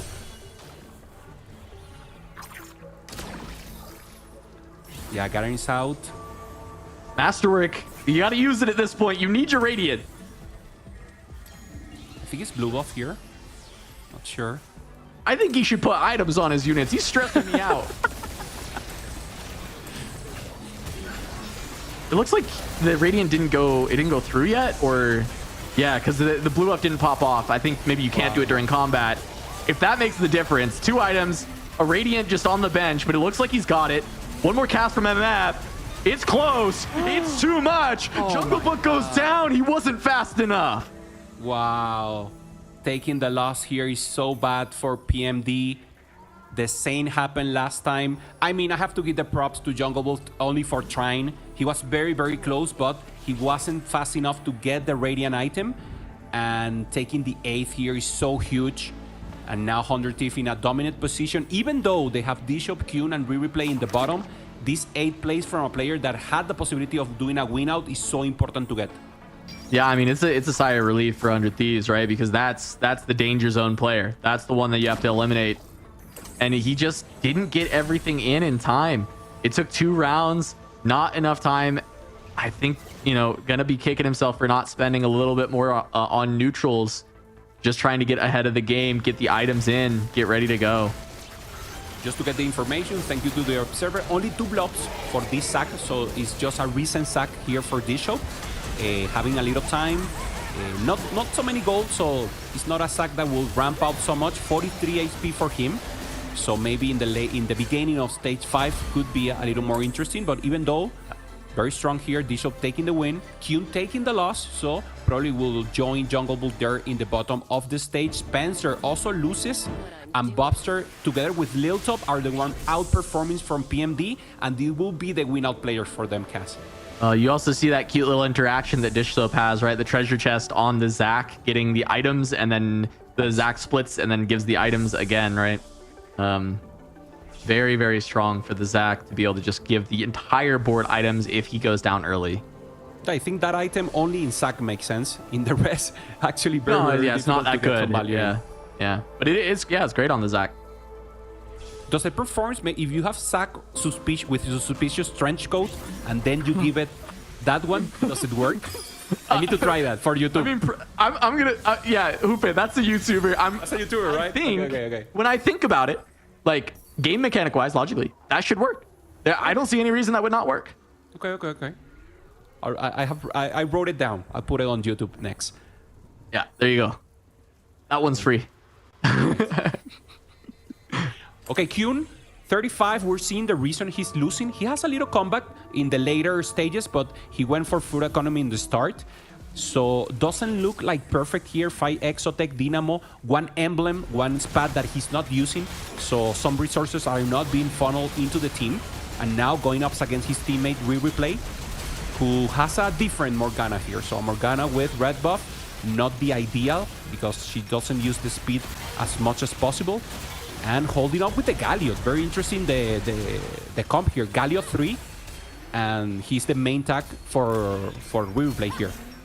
Yeah, I mean, able to find the Galio 3 off the Pandora's bench. I think Replay has gotten more value out of Pandora's bench than I have seen people get in 3 games of Pandora's bench. Being able to get this Galio 3. And it's just the fact that he hit the Morgana so quick with it. And, I mean, yeah, I doubt he rolled much gold at all to hit this Galio 3. I think this was all just putting some 3 costs on the bench and just finding it. Okay, let's see what else. He's looking for 5 cost. Obviously, the Aurora. And trying to get a 4 cost also for the Sejuani. And that will be the cap out of his board. He has good gold. So 52 HP, 48 gold. He's planning to go level 9. And now going up against the Ghost is perfect for him. So good utility and good spot here for Replay. Very strong. And can only get stronger here at level 9. Yeah, I mean, big thing to look at now is PMD has taken the 8th. They've got some good HP preservation across the board. But are any of them going to be in win-out positions? Because we look here at this Morgana, and, you know, while you're saying, right, the items are not the best ever, it is still just a 3-star, 3-cost frontline for Replay. So his board is very stable. He's able to hold on for quite some time, win a lot of fights. We saw Dish Soap was getting very powerful. And you look at this, PMD, they were holding on to a lot of HP before, but this is one round where 2 PMD players lose to 200 Thieves members, and suddenly the HP is now in the favor of 100 Thieves. We get another PvE round, a lot more gold going into these pockets, and we're going to start seeing level 9s already. Yeah, going up for that Aurora 2, trying to get additional Dynamo. Normally 2 Dynamo and 4 Dynamo is what I like. 3 Dynamo doesn't make much difference. So it will be interesting to see if he managed to get if he got some Fortune 2 or at least 2 makes sense. If not, maybe he will go for a Legendary here. Maybe double Aurora, something like this. Let's see what is the angle here. Replay knowing all the possible branches in the tree of this Bastion, Divinicorp, and Dynamo line. So we'll be very interested to see what he finds. There's the Renekton, Divinicorp 2, so making himself pretty stronger. And now he should itemize. Okay, he gets the Garen. Wants to also put him in the bench. And nothing interesting here, so at least he's level 9, so better possibilities to find the Aurora too. Big thing I saw during this, Dish Soap, Annie 2, Samira 2 both hit. So Dish Soap's amp board fully online. JD does end up playing the Divinicorp on the Zed. This was a very strong comp for quite some time. I think it's a little bit more niche now. It just doesn't really come up. It's power level a little bit lower than some of the high power comps like the amp nowadays. I think for JD, decent comp to try and support his team. Not really, going to be powerful enough to win the lobby, but was hopefully looking for maybe something like a 5th or a 6th. But instead, we were talking up JD about how he's able to play tempo and then find the top 4s. This game looking like we might have cursed him, and it might be a 7-8 again for PMD. Yeah, stood level 8, finally finds the Senna. He should have found it so much time ago.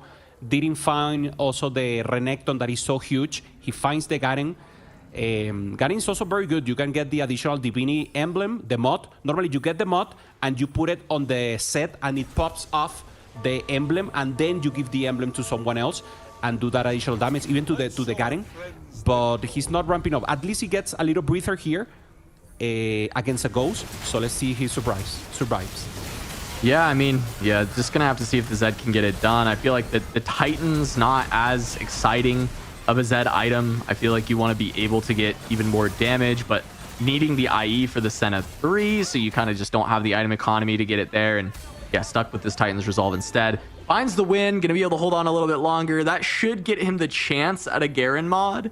And, at least he's got some scaling coming through from that.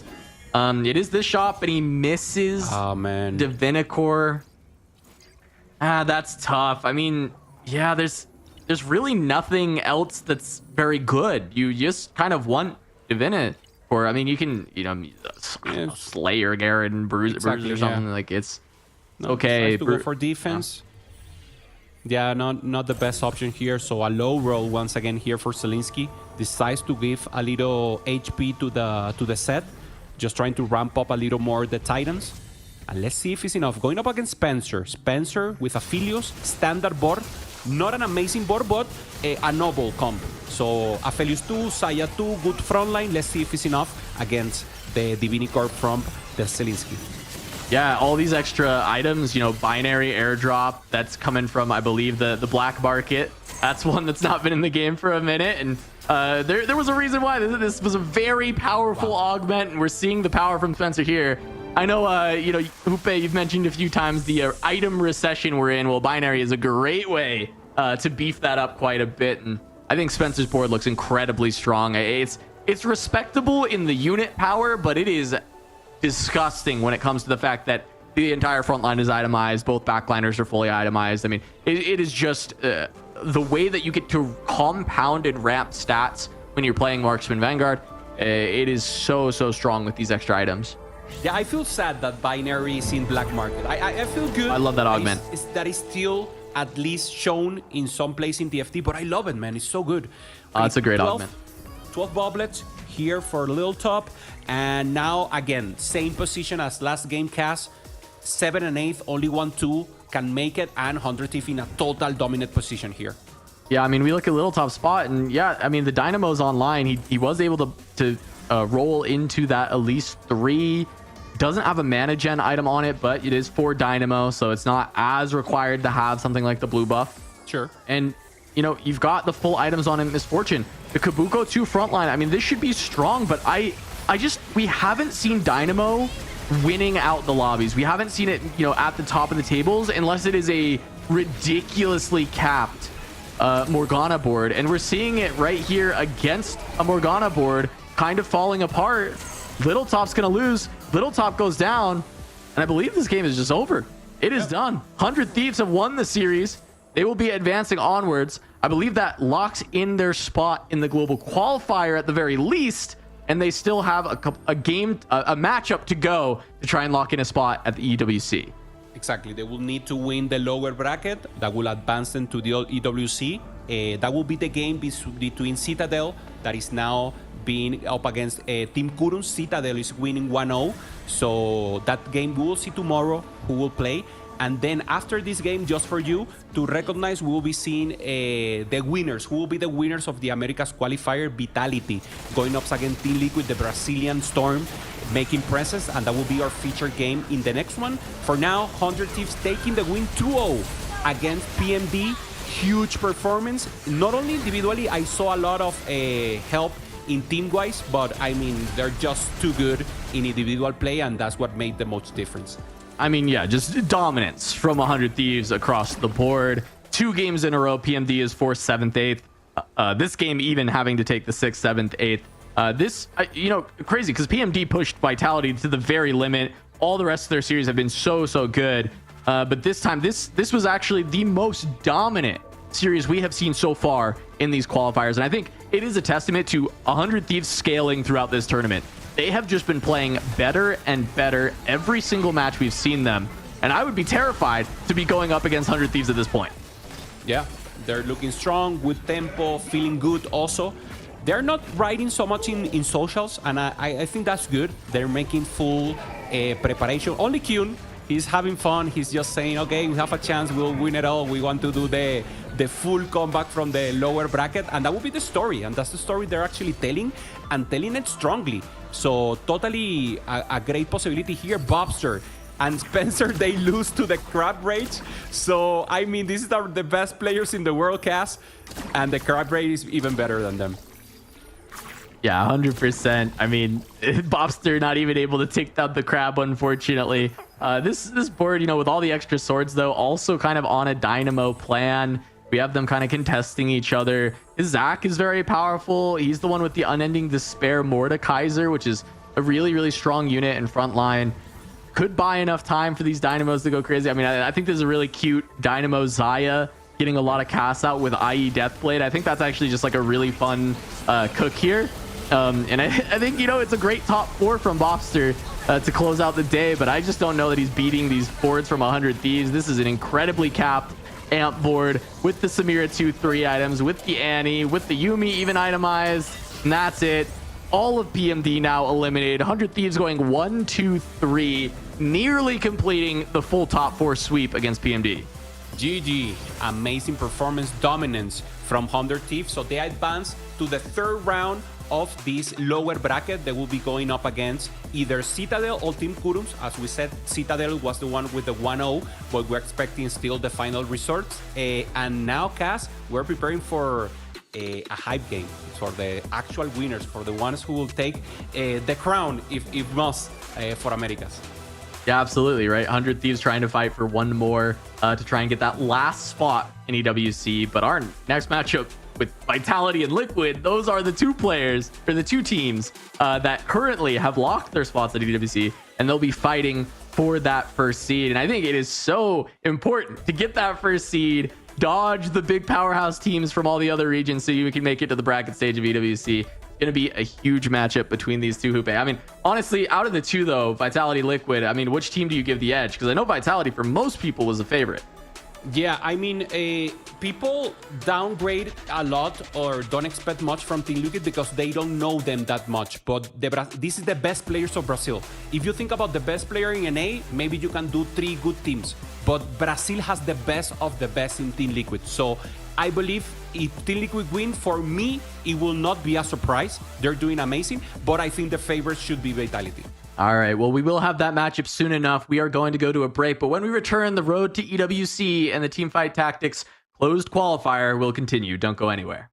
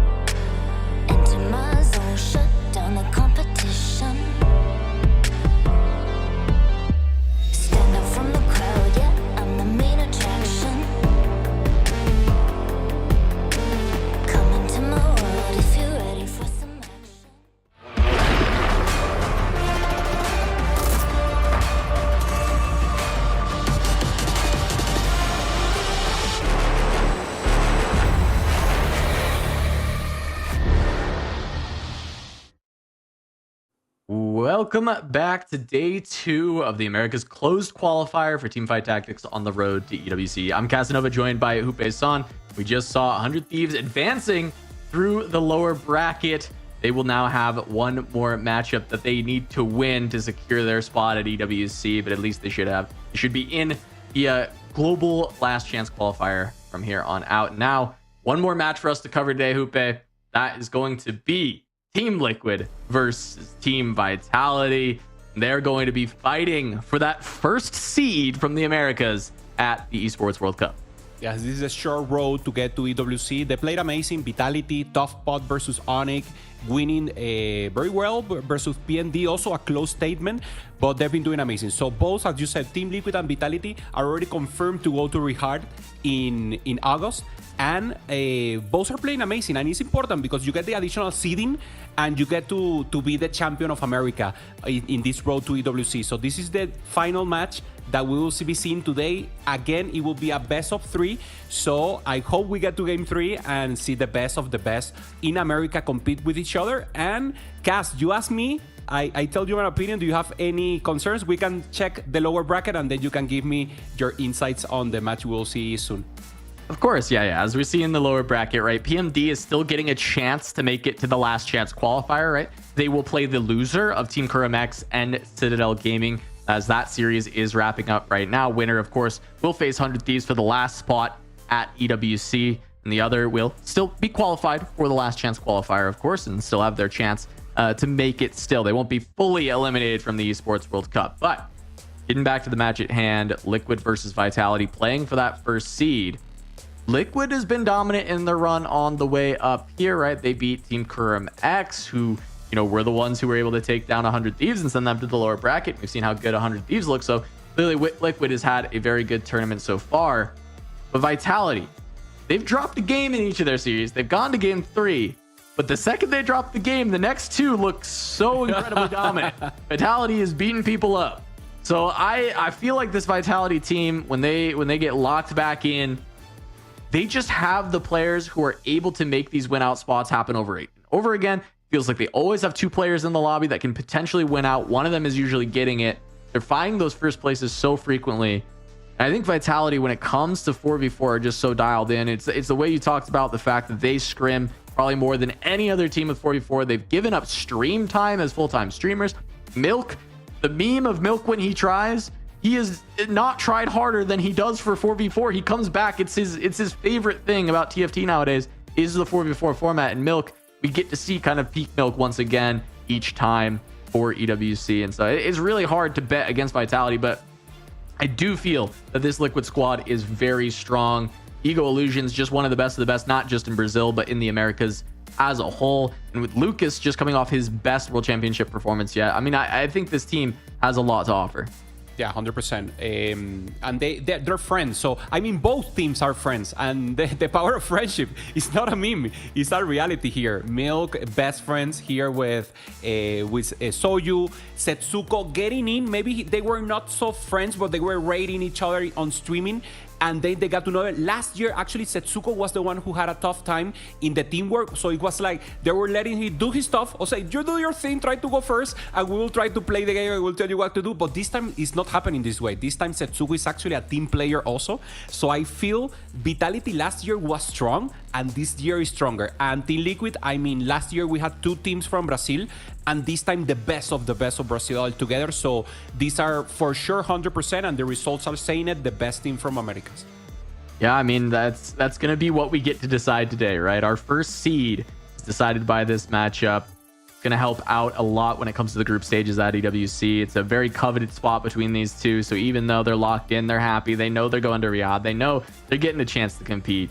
This is still such a big match for these two organizations, and Vitality and Liquid coming in to TFT for the EWC and just having these players that are sponsored, that are full-time TFT, pushing and pushing.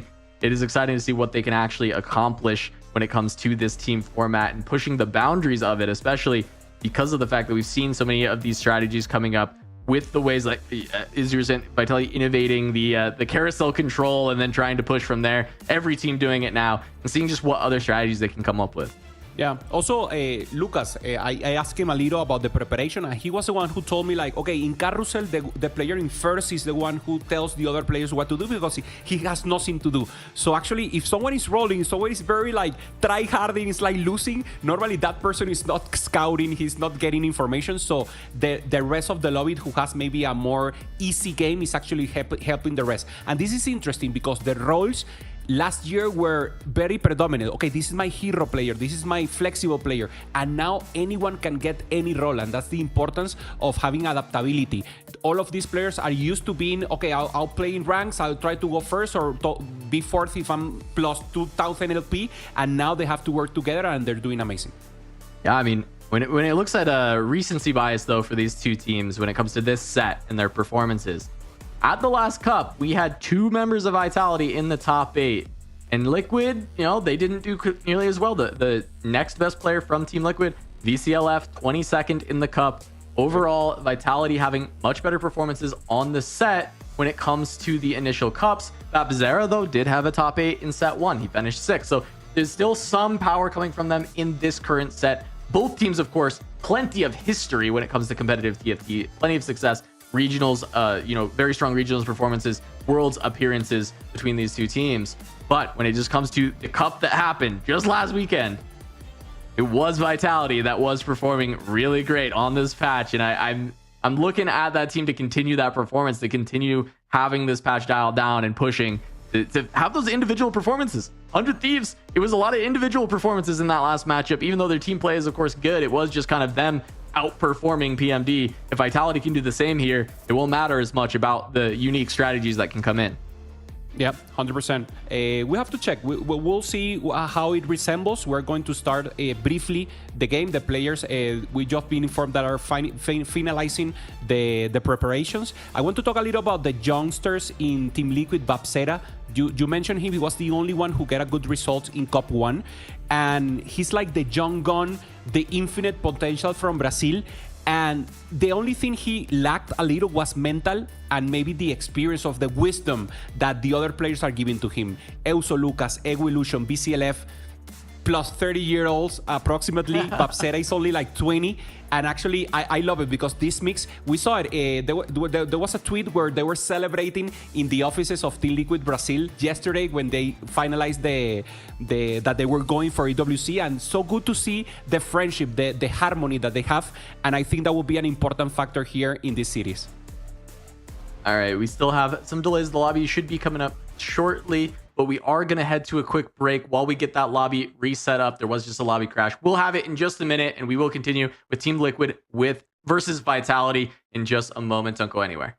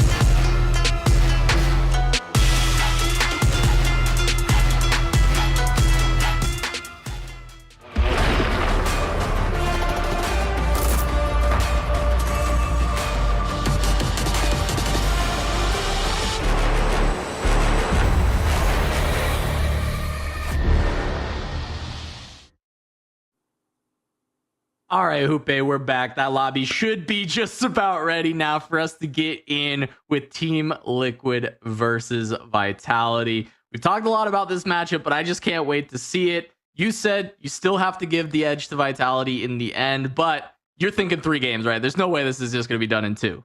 Yeah. And the thing is, Team Liquid has been doing several 2-0s. So actually they're used to that. But on the other hand, Vitality, you said it, when they lose the first one, they actually come back again. So, I mean, it's perfect. It's like the perfect scenario. Team Liquid wins the first one, Vitality wins the second, and then we have a full show for the third game. Yeah, that's my prediction, actually, is that Okay. Team Liquid will win the first game, and then Vitality reverse sweeps it, once again, just like every single other series that they've played so far. Yeah, that's nice. That's what we want to see, and obviously maintain the show. Remember, both teams are already qualified to EWC Riyadh in August, and they're just playing for seeding. So very important, the seeding. In the rest of the world, we've seen some very high cap players in that seed 1. So actually getting a good group stage to outperform them and to try to get to the later stages in EWC will be a long tournament of 4 days. Will be ideal. So both players playing amazing and obviously trying to be the champions of America. Absolutely. Should be jumping in any moment now. And just looking at these 2 teams once again, talking a little bit about just how good these teams are. I mean, Milk, Setsuko, Soju, Prestivant having his best set ever. Last set, he's just been getting better and better every single set. He actually made it to the World Championship. He had a really great run, narrowly missing out on top 8. Yeah. Setsuko multiple times made it to World. Soju back in set 7, of course, has made it. And, Milk having that amazing run back in the day, 20 out of 20 Kled. He's always been a very stubborn player, thorn in the side of Mortdog, but also when he is at his best, he is unstoppable. Team Liquid on the other, and Luke is also kind of having his best set ever in the last set, making it to the top 8 of the World Championship. Ego Illusions, one of the GOATs of the Americas as a whole, not just Brazil. Bapzera, the up-and-comer, right? We're still waiting to see for him to reach his fullest potential, and BCLF has been there since the beginning of the Brazil region in TFT. He has just been an absolute rock. I mean, this is a battle of the titans between these 2. Yeah, 100%. Just to put a little double click, BCLF, you said since the start, and maybe most important positions in world stage in the past, but the recognition, the respect of the Brazilian community for BCLF, I think is the highest of any players. The players in the top, I'm talking about Evolution and also Lucas, I talked to them when they were actually trying to find the final team, and they were saying, we need BCLF. And then Bapzera Core will give you energy, but the respect is like a leader. And also I want to recognize they have a coach. The coach is Luper, also one of the Brazilian representatives in the first set championship, and he's been helping. He has a kid, so he doesn't have that many time to be a competitor, for example, but he's actually doing content and helping them with coaching. So nice to see that the full Brazilian community is focusing all the efforts in this team. Well, it can always be really nice to have that coach, right? The outside perspective, somebody watching the game, seeing it from a top-down view. A lot of people can underrate that because they might think, oh, they just know better. But sometimes it's not even just about knowing what would be the best, but it is seeing that extra perspective, giving that perspective, and then learning from there. And we got Milk's worst enemy. You said it. He hates this one. Artifact Anvil for the Zed. Okay, we'll see if we get some craziness here. A couple of very unique comps can come out of these Artifact Anvils. Yeah, this one is called the low roll encounter in Words of Milk. Milk also, I think he's the only player that has an augment in his name, no scout, no pivot. So I think that's an honor for Milk. I think he didn't look for it and he got it. And some Chagos here, we know it can be enabled by some artifacts, so it could be interesting here to see a Spectral Cut Glass, very interesting. Lightning Jewel, also pretty good. So some good possibilities, also obviously for the Morgana. And then some defensive options that are more general. And then are some low roll options cast that we've seen in the past that are not actually performing well. Yeah, I mean, it's all going to be about these Anvil pops. We'll want to take a look around the lobby on stage 2 once these have all been popped and see where people end up. See if we get any of those high roll positions, looking for that Spectral Cutlass Neferia, looking for that Blighting Jewel Morgana. Big potential options to start things out. Okay, so you holding up on the Alistar, holding the Morganas. by default. Okay, Cheiko to Morgana. We know these possibilities are good with the... Well, so staying open. And he decides to pop. Okay, Unending Despair, Death Defiance is good. Unending Despair is good in any comp almost because of the defensive and the shields that are in tanks. But if he wants to maintain the Chaco, could be Death Defiance. Wits End is not in the best spot. Could be a Morgana item, but it's not ideal. You actually prefer something to also heal the Poppy. Yeah, we'll see what he ends up picking. It is the Death's Defiance, so maybe considering the Shaco angle, or at least Shaco as an item carrier, and still going for a later 80 character to carry with that Death's Defiance. Okay. Adaptive Strikes, gonna just be rerolled right away. Should be Ban of Thieves here for full tempo and use the items, but I don't know if he can slam the rest. So, okay. Grab bag. This could low roll very hard. It finds a death cap to go with this Death's Defiance. Okay. Not at all what Soju is looking for. Wow. Some angles here. He could do some tempo for now, but it will be uncomfortable to see his comp in the end. So let's see what he cooks here. We can see the rest of the lobby just to have a quick look at what they're doing. Okay, let's stay here. Chaco, you said it before. Very good with the care pescado, like I call it. So pretty decent. It doesn't cap out in late game, but it helps with the spread damage. Yeah, the fish bones, you know, it's just like getting the rapid fire, maybe a little bit worse than the rapid fire actually on Shaco, but still giving that range, giving an opportunity to play that. Mana Zane picked up for Bapsera. That opens potentially to play Vigar, but also you could just play something like Morgana or even just scale up into Amp with that angle. But we also see the Pandora's Bench, so currently rolling some 1 cost as well. Okay, nice. So trying to go for that reroll. Probably will stay with a difference. No, decides to do 10. Yeah, still 10. So full open here, or at least decently open, and try to get a good position. Let's try to look at the rest of the lobby, just to have an idea address. Okay, Inner-Rating Locket. Decent, not the best. We prefer something else, even in the tank-wise, but something decent here for Milk. Yep, we've seen this before with the Poppy, the Trickster's Glass, but instead this is going to be just trying to get some tempo for Prestivant. Yo Illusions does have the Vagar, 2 copies with the Mana Zane, potentially going in that direction. Soju, of course, we saw that Death Defiance. Just gonna have to use that as a Poppy tank item for now. Okay. Okay, so both Ego and Bapsera with Mana Zane, they will have to pick a comp. So probably one of them will play Amp and one will stay in the reroll, as we were just watching. Yeah, it does look like Ego will be the one who does play the Vigar reroll, and Bapsera is gonna just sack the early game and play for Amp later on. It seems to be the most likely. He's been holding that Nidalee on the side the whole time while selling the rest of the board. Okay. Lucas, we're getting our first eyes on him. He's got this Deathfire Grasp, so some more AP out of the TL squad.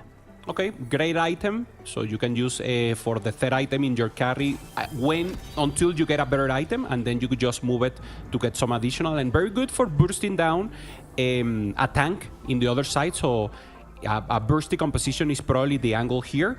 And now we love to see Setsuko to have an idea. We're missing Setsuko and BCLF just to have an idea of where they're playing. So we should check them promptly. Okay, there it is. So Stonias will be Setsuko. Full sells to grief Lucas's streak, and he does get it. Nice. So Setsuko going to be the one holding on to the lost streak here. It doesn't seem like anyone else will be able to contest him. Let's check BCLF just quickly here, just to have an idea. And now we will have all the artifacts. So first one now in HP, 110, BCLF. And we'll have an idea of the rest of the lobby and the temp. So, okay, we already saw him. He's the fish one. Perfect. Yep. So there we go. The extra HP as well. So a decent amount of variance in this lobby from the hacks coming through. The encounter being the artifact, but then an extra 10 HP was dropped. That does benefit the people who get to play Cypher or just Lost Streak in general. Milk going to be able to grab a Draven for Cypher. Setsuko not going in that direction, actually just grabbing a glove with the Braum. I was expecting maybe Setsuko to be the one to grab the Cypher since he did full open. So you just get the Draven and then you hope that you can find the Vi and the LeBlanc afterwards. But it's possible that Milk already had 2 pieces of Cypher and actually can go from here. Yeah, we will check promptly to see what Milk has. BCLF still trying to go for tempo here. Could slam the Ginso, but we know it's good in the early game, but then it doesn't help so much. Right now, 4 Shakos here with a little healing with the redemption. This is the final moment we will see the redemption in competitive. Remember, this is patch 14.4. Actual patch is 14.5. So redemption is being eliminated. It's being replaced with a most egoistic unit or item, and now you cannot heal like the rest of your comp. Yeah, So, just heal yourself. Yeah. And yeah, we'll see if this ends up being just the full Shaco commit, because he does have like a lot of units for it, right? 4 Shakos and a couple of the Mundos. But as you were saying with the Ginsu, it's a little bit less of an exciting item, but getting the slam does mean that you will be able to stack the Shaco a little bit more as well. Okay. So can commit to it, but also you could just play Ginsu Fishbones on like Vanguard or something that Vanguard Marksman later on. It doesn't necessarily have to stay as a Shaco board. Okay, total sense. We have a hack here. So 10 and 6. It's just Philip made this so less exciting for me when he told me that it's actually just not stressful at all with teammates, because you can kind of just decide like what would be optimal for each team to do, and by doing that as your team, because you know what the other team will do, you can prevent them from ever getting an edge over you. So it's actually very boring. So that was 10 gold and 6. So it's the only scenario just designates that one person will click split, because they know that the other team will also put one person to click split, so that the opposing team doesn't get 10 gold. So it's actually just deterministic that one player on each team is going to get 5 gold there and the rest will get 6. It just completely ruined it for me, Philip. But also, you're right, it's just not very stressful for you guys, because it actually just makes perfect sense when as a team you can decide to help like manage how it works. Yeah, it's the game logic and a little prisoner dilemma there. Perfectly spotted, and the players knows it, so we actually know the result before it's taken. Milk here, only Bruiser Techie, so actually not getting the Cypher line. This is interesting, and now we're seeing the Veigar. Remember, Veigar, very few conditions when you can play him. Obviously, very good to contest the Poppy, but you need this mana sync. When you have this mana sync, the comp pops off, and now you can think about the Veigar and try to go for that vertical or cyber boss that is so strong. And we'll see if that gets to work out through there, as Ego actually does end up hitting the Veigar 2 on 2-7. Pretty early on to hit your 2-star 2 cost is very nice to have for stage 3. Help give him some tempo, get some wins. I don't think that Veigar actually likes to loss streak very much. I think it's very hard for you to start to come back when you are losing with Veigar. Even though it does have some good late game scaling, it has this like mid game trough that is just terrible. So I think the Mana Zane helps that a lot. Actually, it makes it so you don't fall off as hard in that mid game. But it is something that Ego is going to have to look out for stage 3, early stage 4. Okay, makes sense. He needs something to use the rod here. He gets Morello, so I think he will have to slam. Remember, Techie gives you a lot of AP, so he doesn't want to go for the death cap here. So let's see the decision. He's trying to roll at 4, maybe go down to 30. Look like he doesn't want to break 40 even. So he knows he's losing, and it's very difficult for him to even start winning here. Maybe he will not slam so many. Maybe a Giant Slayer makes sense. We know the Giant Slayer is being slammed in the early game, especially just to think about the late game. But he knows he prefers to wait here. So just try to greed a little. Red buff. He is trying to just kill the bows, so he goes red buff. It makes sense. I also thought it would be Morello. But that would mean it'd have to be Morello Giant Slayer, right? Is like the only kind of way to do it. So he decides he wants the Warmogs for the front line. So that means these bows almost certainly just had to be this red buff. And I guess he's got, the 2 rods still remaining, but Milk was holding on to a lot of Shakos, trying to deny, but he's not quite hitting what he needs as well. Right now, sacrificing a lot for the team. As the rest of the team, though, having a pretty decent spot. Soju has turned a full win streak now, only 1 loss at the start of the game.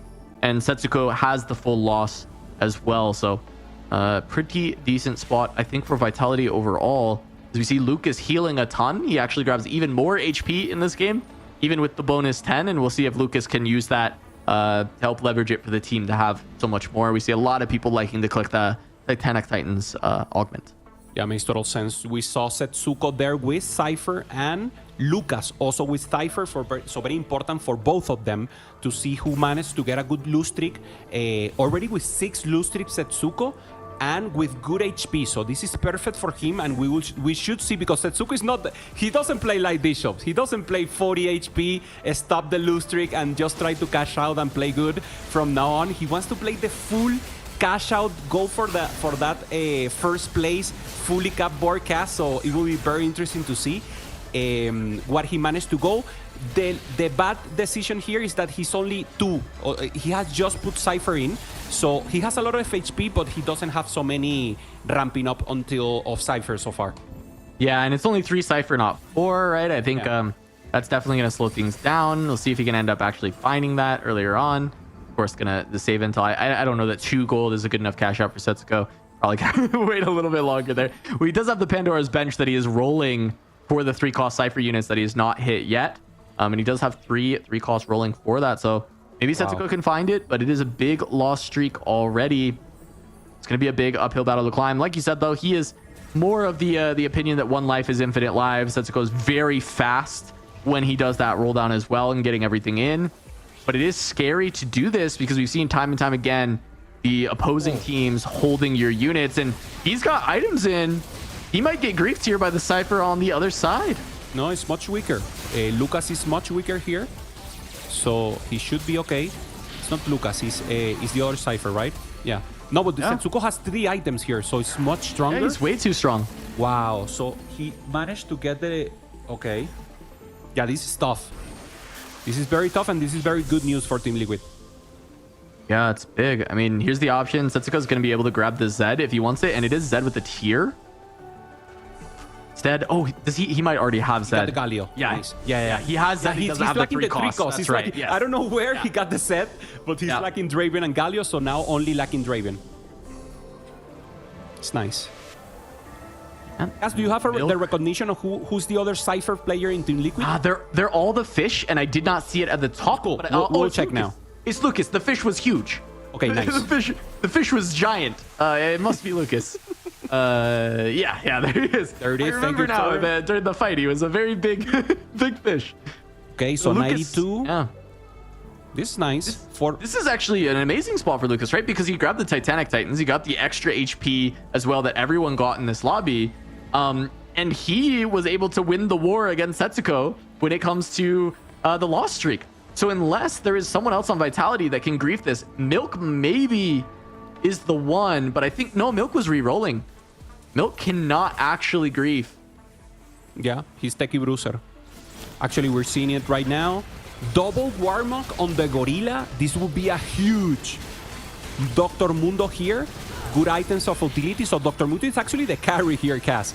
Dr. Mundo will do so much here, not only in defensive level and taking the defense, but only doing huge damage for Milk here.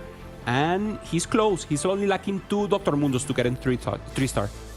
All right, well, we're going to have to see the speed from Lucas as well, but he might be able to play it more like Dish Soap, stop at like 40. Okay. He's playing good for something, Titanic Titan, and has his Cypher in. This is a crazy amount of cap that Lucas can do. Level 10, level 7, 60 gold, looking very good. So actually the fact that everyone has that incremental HP, or so many people getting even the additional augment to get HP, will get everyone so capped. So good position here for Team Liquid. Remember, this is the start of the finals of upper bracket. So they're playing for first seed, and now this should be good. So he's good here to maintain the lose streak. He should go easily above 150. And now the decision, Cast. Does he wants to grid a little more? Makes total sense, or does he just want to play tempo from now on? I don't think he needs to cash this yet. 83 life is just so much, and it is good for, he gets value from further lose streaking because of the good for something, right? I mean, I don't know that he needs to, and because you're playing the team game anyway, you might accidentally have to hit your allies. We've got to pause. But he can accidentally win here also. Yeah, of course, right? Like that would not be good if he wins there, of course. I think he still may want to just to hold out on the cash. Maybe he can convert to win streaking, or at least not caring whether he wins or loses, but just maybe try and grab 1 or 2 more steps of the Cypher, because to get the there's much reason. Threshold. Yeah, there's not much reason for him to take it yet. It's like, if you're playing single player, you want to just hold on to all that life, but he might fight his teammates over and over again, and like, you don't even care about if you win those rounds anyway, and if you do win those rounds, you don't want to deal that much damage. So I Yeah, 83 life is just way too much for me to think that the 3-7 cash makes any sense. Yeah, makes total sense. So we're just waiting for the confirmation of the teams. One of the players with some connectivity issues. So we will just be back. Just for you to get a little information, Lucas and Setsuko both with Cypher. Setsuko a little less because he was Rift. And Lucas managed to maintain that lose streak. Milk with the Techie Bruiser. Very close to getting to the reroll line and to getting for the 3-star. And then, well, so you playing a little more creative and cooking with the Death Defiant, Prestive, and also playing tempo. And well, BCLF more going for that. You were saying like maybe the marksman line with the if he doesn't go for if he doesn't reroll the Shaco, right? Like he could reroll the Shaco. It's possible. It didn't seem like the best position for Shaco reroll, so it might end up just being Vanguard Marksman instead. I think it's possible though. Like if he naturaled a couple Shacos after we left his board, like maybe you just play it because he was win streaking anyway, so he's getting a lot of stacks. I mean, it's maybe worthwhile. I don't see that as being a line that I'd be incredibly happy with, and I felt like his economy was good enough that he didn't have to stay there. Yeah, makes sense. Also, you already have Lucas to go for the win out spot. Babsera with Manazane can also be a win out player with the Annie. We saw him playing a little tempo, so probably going for the amp line. So now we're just waiting. Let's wait to see. Good position for everyone. Remember, this is the first game, best of 3. So we're expecting both predictions are the same. First game for Team Liquid, then Vitality, and then in the end, Vitality takes it away. I think it's very funny because we talked about that first game going Liquid and then Vitality bringing it back. And we look at the spots for this first game, and I have to say, I think Liquid is very ahead. I think Liquid has some really good spots overall. I think Lucas is a threat to just win this game. That Cypher cash out is going to go absolutely crazy. I think that if you are able to find the proper augments and you hit the Kabuko 2 early on, even the Manazane Vigar it is a first place threat. It can get there. But if not, it's at least looking at a top 4, especially if you find that Kabuko, right? So you've already got these 2 spots that are potential wins. Babzera has an amp spot that can potentially win out as well, right? So you've got 3 spots that can potentially win out. You're skipping this every time. Just skip it, Lucas. Maybe Setsuko has to take his, but... Oh, he took it. Okay, let's check Setsuko. Let's check Setsuko now. He won. He won. Does that... I still don't know that I like taking it, but we'll see. We'll see what he does with it, you know? He must have an idea. Maybe he needs to start winning. Maybe his team has said that they want some loss streaks here, or they need some more damage going on to Vitality. And decided that they want him to try and use his gold to get strong. He is going to be the first player to level 8 anyways, right? So that is going to be... He goes 8 on 3-7 here, so alongside Setsuko. Yeah, if you don't roll here, you get very behind because everyone will be rolling. So you have to sustain the units you want. You have to help your teammates. So that will be the decision. Shaco 3 for VCLF. He decided to stay on the Shaco line. I was curious if that would be exactly the spot he goes for. That's nice. So Shaco 3 with the fish bones. And Setsuko finds the Samira. Amazing. Only one Annie, but finds the Samira, the important, and has perfect items here for the Annie. Trying to find another 5 cups here to get the additional value, holding up to the Vegars, making sure that Ego Illusions doesn't ramp up with the reroll. Yeah, Milk and Soju just hit everything as well. So we were talking about TL spots looking good as we were in that pause, but we come back and Vitality hits everything that they need, right? Setsuko finding the Samira right away, finding the Annie, getting 5 amp online, 54 life is still plenty. He just needs to actually make these pairs, make these upgrades. And Soju finding Poppy and Morgana, so that Death's Defiance is just going to work as a tank item for Poppy. I think it's completely reasonable to work in that way. Morgana double death cap, not ideal to be missing the blue buff, but it is a reasonable amount of upgrades. And Milk find everything for that Techies board with great items on Mundo. Yeah, I love the death cap. I love one death cap on Morgana as the 3rd item, but he doesn't have the mana generation. So it's actually a bomb Morgana, like sending bazookas down. And very slow, but when she gets there, she's totally obliterating the competition. So interesting, the variation that's because not having tiers, now he has an option. And obviously maybe not playing for the full cap out board, but very good adaptation here for Soyu. Yeah, there's also Greater Moonlight on the amp board for Setsuko. That's going to give him some power right now, but also it gives him another target to itemize around this Nidalee, right? And there we go, immediately getting some items there. Setsuko also finding the Annie 2 with his last bit of gold, really stabilizing the board. So he has 4-star Nidalee and 2-star Annie. This board is really good. Yeah, totally good.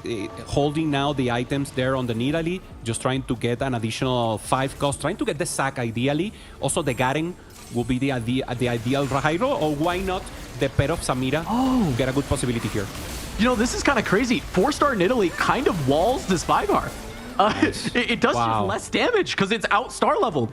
So it's actually perfect. Really tough matchup for the Vigar now because there's a 4-star in the game and Setsuko gets to get additional value versus Ego. This is perfect, yeah. So in a reroll meta, getting this 4 cost, and remember the total value of Vigar is exactly when you turn or you go against people that has less stars than you. Perfect. So actually getting well there for Setsuko. Babsera in a tough position. I would love to see him. He was the other player from Team Liquid with the Mana Sane, and actually with 40 HP is the one in a tough pot here. And Luke is still losing life as well. I'm curious, you know, he's still losing games after that one win. Ends up finding Exotech from there. Gonna be able to play the Vexotech. Has the AP items going on Vex. Just gonna put, Deathfire on the Varus, but not anywhere near a 3-star. Won't be 3-starring the Varus anytime soon, if not at all.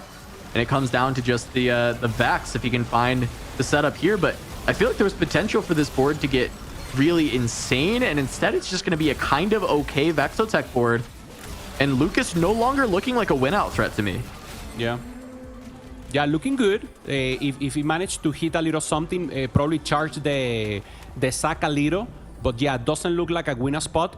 If he managed to transfer this into the legendary board that we saw yesterday, could make sense. Yeah. But it doesn't look like he will need to replenish the economy in fully, and I know Vitality will not let him get away with it without losing many HP here. All right, Babseras gets the first pick here, 29 life. Setsuko also looking to grab. Babsera able to get a Garen. We'll see if he can start ramping that up. 29 is very low. I'll have to see if Babsera's spot is salvageable as well, because he does not want to take the 8th for his team. We know that he was on AMP, and Setsuko has hit a lot of what he needed. Okay, let's see a little of the rest of the units. So everyone just ramping out. And remember, stage 5 will be the most fundamental here. No one wants to be false off. And here it is. Okay, so anyone, good Neko, already has the sack. I don't know how many blobs. We'll check now, just to have an idea on the Varus countdown.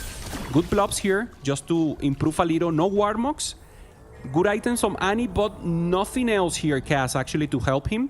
And 2 economy augments, so not ideal. 9 blobs. 9 blobs, not a bad start.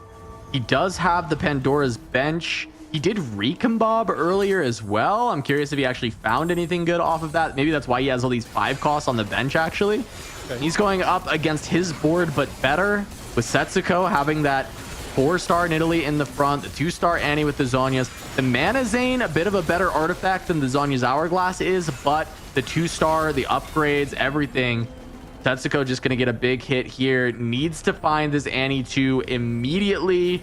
Maybe also the Zac upgrade. Can take 1 more loss, and that is it. Pair of Zacs can still roll the rest of these. He gets 1 more round, and it really has to be a big hit from there. He needs to roll into Zac 2 and Samira, and find the Annie 2 for that to be a chance, and at least there is the Samira. Okay, he's selling. There's a Samira, a huge breather here to have that possibility of getting the 5 amp, so he should be good, at least to breathe a little more. But we know he's very contested, so Setsuko already had a lot of units of amp, so he needs to get... I think now he changes. Now he's going for a 4 cost in the bench, trying to look for that Annie 2 that is so important. Yeah, he really wanted the Samira 1 more than anything. Yeah. I mean, the Zac 2 is a great upgrade, but his frontline items are not that good. I mean, this is also going to be a really telling PvE round for Babsera, right? He needs to get a lot of value here. Getting a win against Lucas is nice, still maintaining the 2 lives instead of just being on 1 with the amp. But, I mean, Lucas is not someone who has a lot of life to give at the moment. Okay, let's check the rest of the lobby. Let's check Milk, the one with the win streak.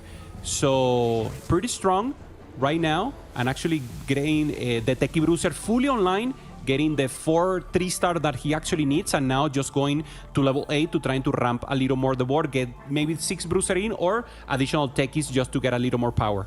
Yeah, I think Prismatic Blazing Soul is such a great hit for Milk as well, just getting a lot of damage on the board. It's much needed when your carries are just the 1 cost 3 stars. You know, they're good units, it's a good comp, but 1 cost 3 stars start to fall off in the late game. and you need kind of more supplemental carries, but the Blazing Soul is going to help them perform like they're a little bit better than those 1 costs, and it's a lot of extra AP and attack speed. Should go level 8 here and maybe hold the items just to make sure he doesn't face a teammate. So probably this guard breaker will be slammed in the end. He decides to wait. Okay, so he's using the remover here, making sure. Oh no, he's just slamming anyway. Not waiting. He's the one with the win out spot. So he doesn't wait just to see if he gets against a friend or a teammate. And now going up against, in the rotation, a lot of Team Liquid. So BCLF, only got Team the Liquid, three actually. of them. The three of them. Yeah, perfect. So he gets Babzera, who did not find the Annie 2, did not find Samira 2 or Zach 2, having to deal with this board that's fully upgraded from Milk. And I just don't know that Mundo dies to this comp. Mundo just actually does not take any damage from all this spread damage coming through. He's still half HP. Nothing's getting through at all. Babzera is going to go down to 1 life.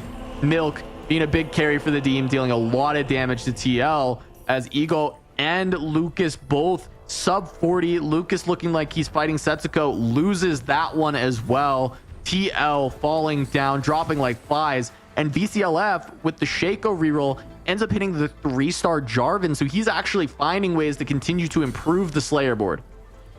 Okay, Slayer, the Shaco is good. The Garen that gives you that additional power, being able to do Garen Slayer that is so huge here, level 8. So let's see if it's enough. Good. Also Jarvan that gives additional damage here. Remember, he was a little reworked, so damage is not that good now. It's a better tank, but also getting these Aegis with additional speed for all the team. Good position for BCLF, and he needs to be the one to throw away Milk, still with the win streak here.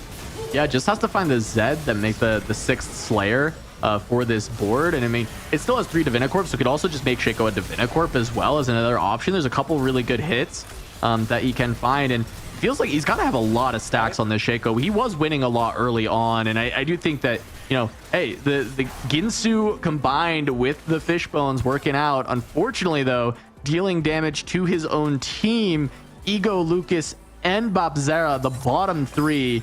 Babzera has to find the win out spot. I feel like this is probably just Divinicorp on the Shaco, but maybe a Slayer Garen instead. Yeah, should be Slayer.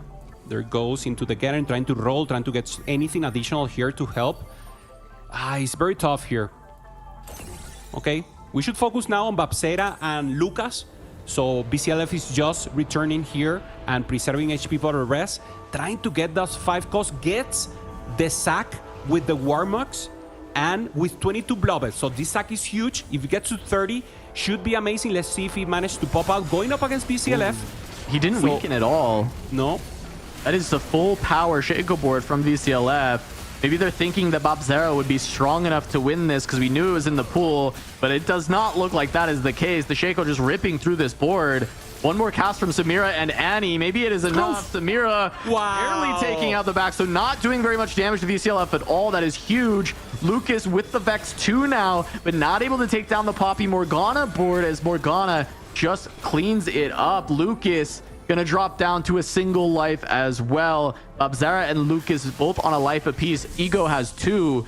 BCLF still holding strong at the top of the tables. That was perfect result for Team Liquid because Lucas was not strong and managed to get the additional value here only with 2 HP and Babzera also. So perfect placement there for them. Obviously, they will not want to hold hands 7 and 8, but actually having a chance here to pop off and getting additional value.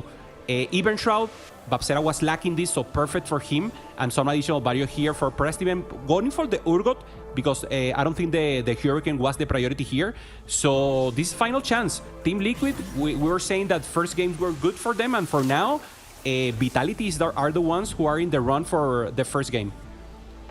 Absolutely, it's big for them to get it done. I mean, I think Vitality would love to have a 2-0. They've had back-to-back stressful series to get here. So if they could just mop the floor with Team Liquid and get that first seed, I think that's exactly what Vitality is looking for. And I mean, the first game is heavily going in their favor so far. The life lead that they have right now is near insurmountable for TL. Lucas and Babzera, one of them basically guaranteed to take the 8th here. Okay, he knows he goes against Milk, so he puts the Exotech items once again corrupted on Mordekaiser, Hyper fans here on Varus. Let's see if it's enough. This Mundo looks so He can't get huge through the here. Mundo either. true damage doesn't... damage. It's not good because you have true damage with the Vex, but against pure raw HP, this is the counter.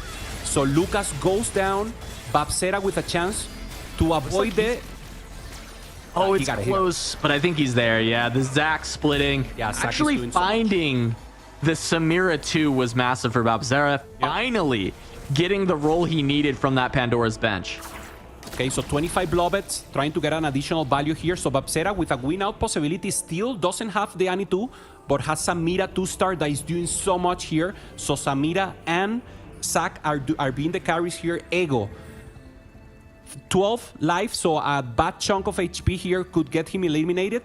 Has the Kobuko, has the 4 Cyber Boss. Now he needs the Kobuko 2 to ramp up a little more. Yeah, doing the Cyber Boss with the Nitro angle as well. The Kabuko 2 would be massive, but actually getting the Dinosaur to be pretty big, but it just feels like the comp didn't come together fast enough. He wasn't able to tempo hard enough, get enough levels. And so he's falling behind the curve of the lobby, and Ego in trouble to go 7/8 with Lucas. And that would leave it to just Babsera to have to win out the rest of the game. Samira doing her best in this fight, but Prestivan with the Zaya still healthy. One more cast from Samira, but the cast from Zaya gets it done. Mops up 3 members of Team Liquid, and that is going to be game 1 going to Vitality. So much dominance here. Babsera falls down, cannot be able to do it. Soju sells his whole board, knows the game is done. They have done it amazingly, sending 7, 8, and 6 here, the rest of the lobby. Huge performance from Vitality. We were saying they were good from the fallback, then to winning out the game. And now with a huge step here, I don't think Team Liquid played bad, but this was pure muscle from Vitality. Very well played. Yeah, really, really great game across the board from Vitality. We had these spots that looked really good for Team Liquid from the start, right? It felt like the Veigar was going to be hit uncontested. Lucas had the potential to go very deep with that Cypher if he wanted. Ended up taking the cash out. And Babsera's amp spot did look good, but Setsuko got there first, and Babsera never was freed from Annie jail, not able to actually hit the Annie 2.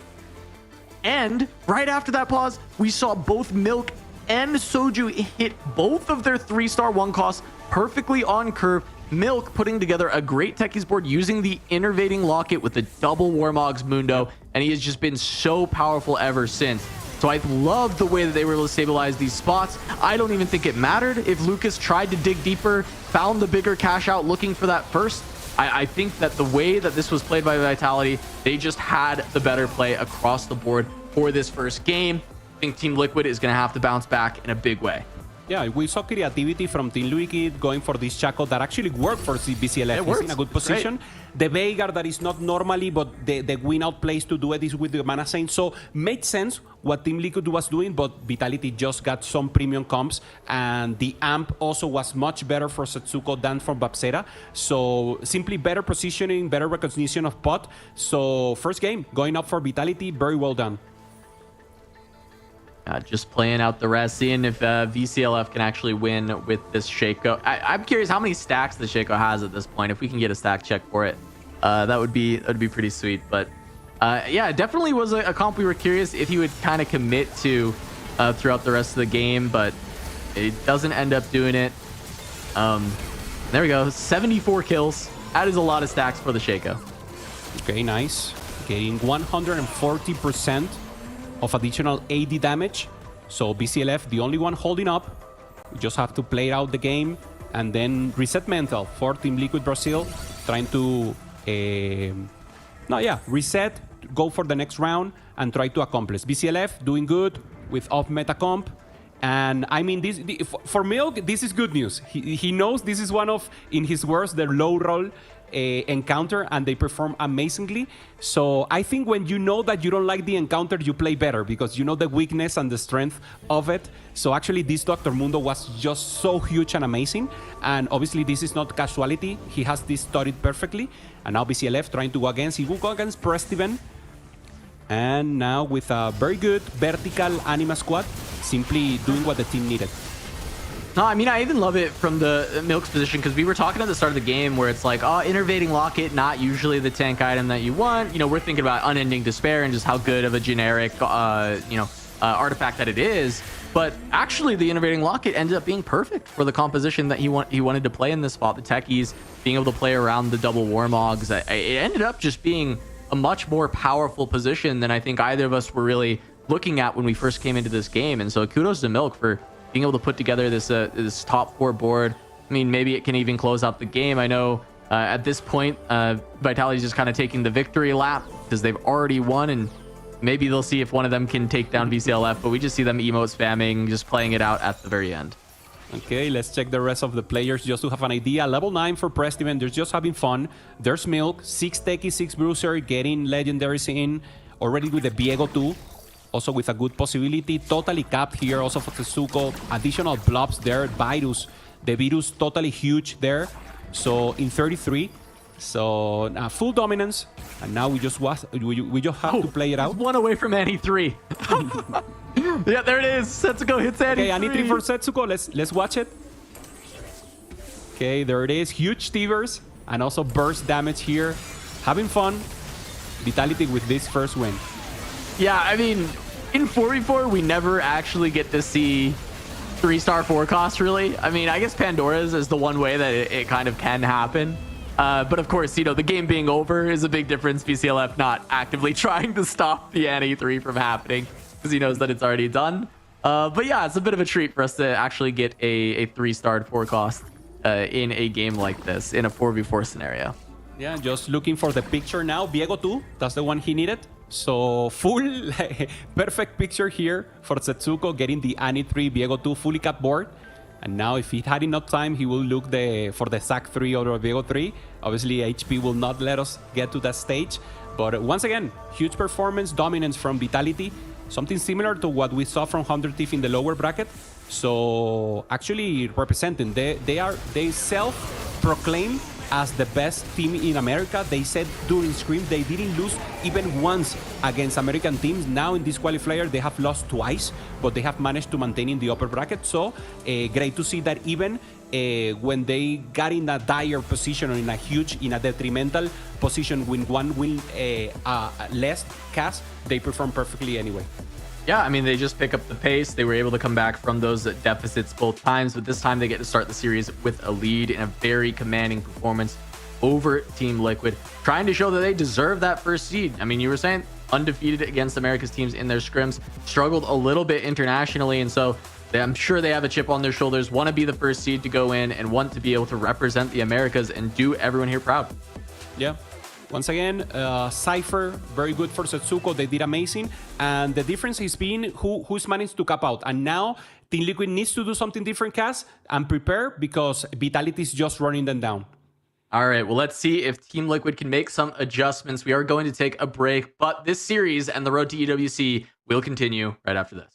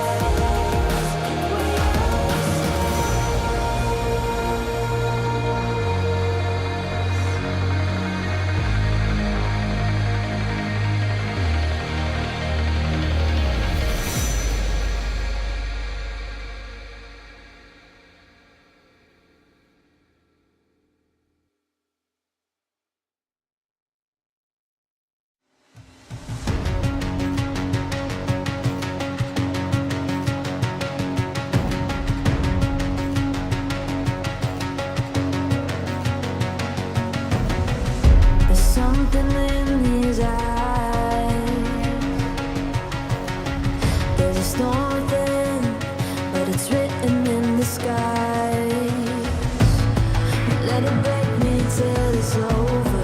Won't let it shake me, no.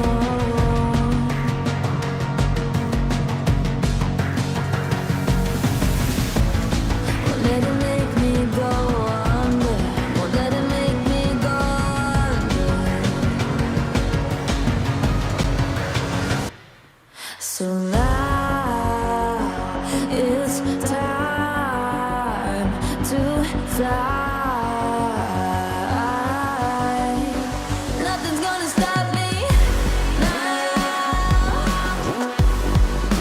Nothing's gonna stop me now. Nothing's gonna stop me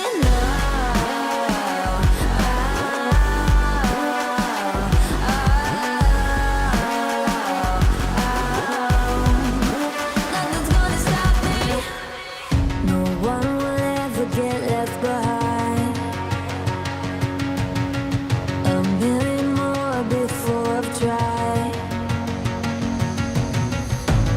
Won't let it break me till it's over. Won't let it shake me, no.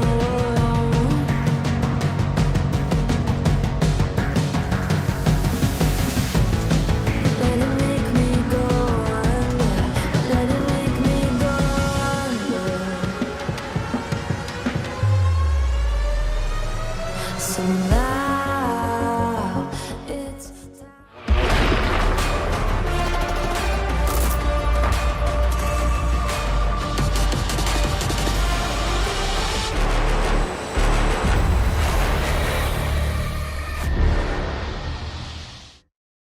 Welcome back to day 2 of the Teamfight Tactics America's closed qualifiers for the road to EWC. I'm Casanova, joined by Hupe-san, and we are in a battle for the #1 seed of the Americas. It is Vitality versus Liquid. If Vitality wins here, they lock up that #1 seed. They are up 1-0. Liquid on the back foot and has to bring it back. I love that we're jumping directly into game, Hoopy. The players are ready to go.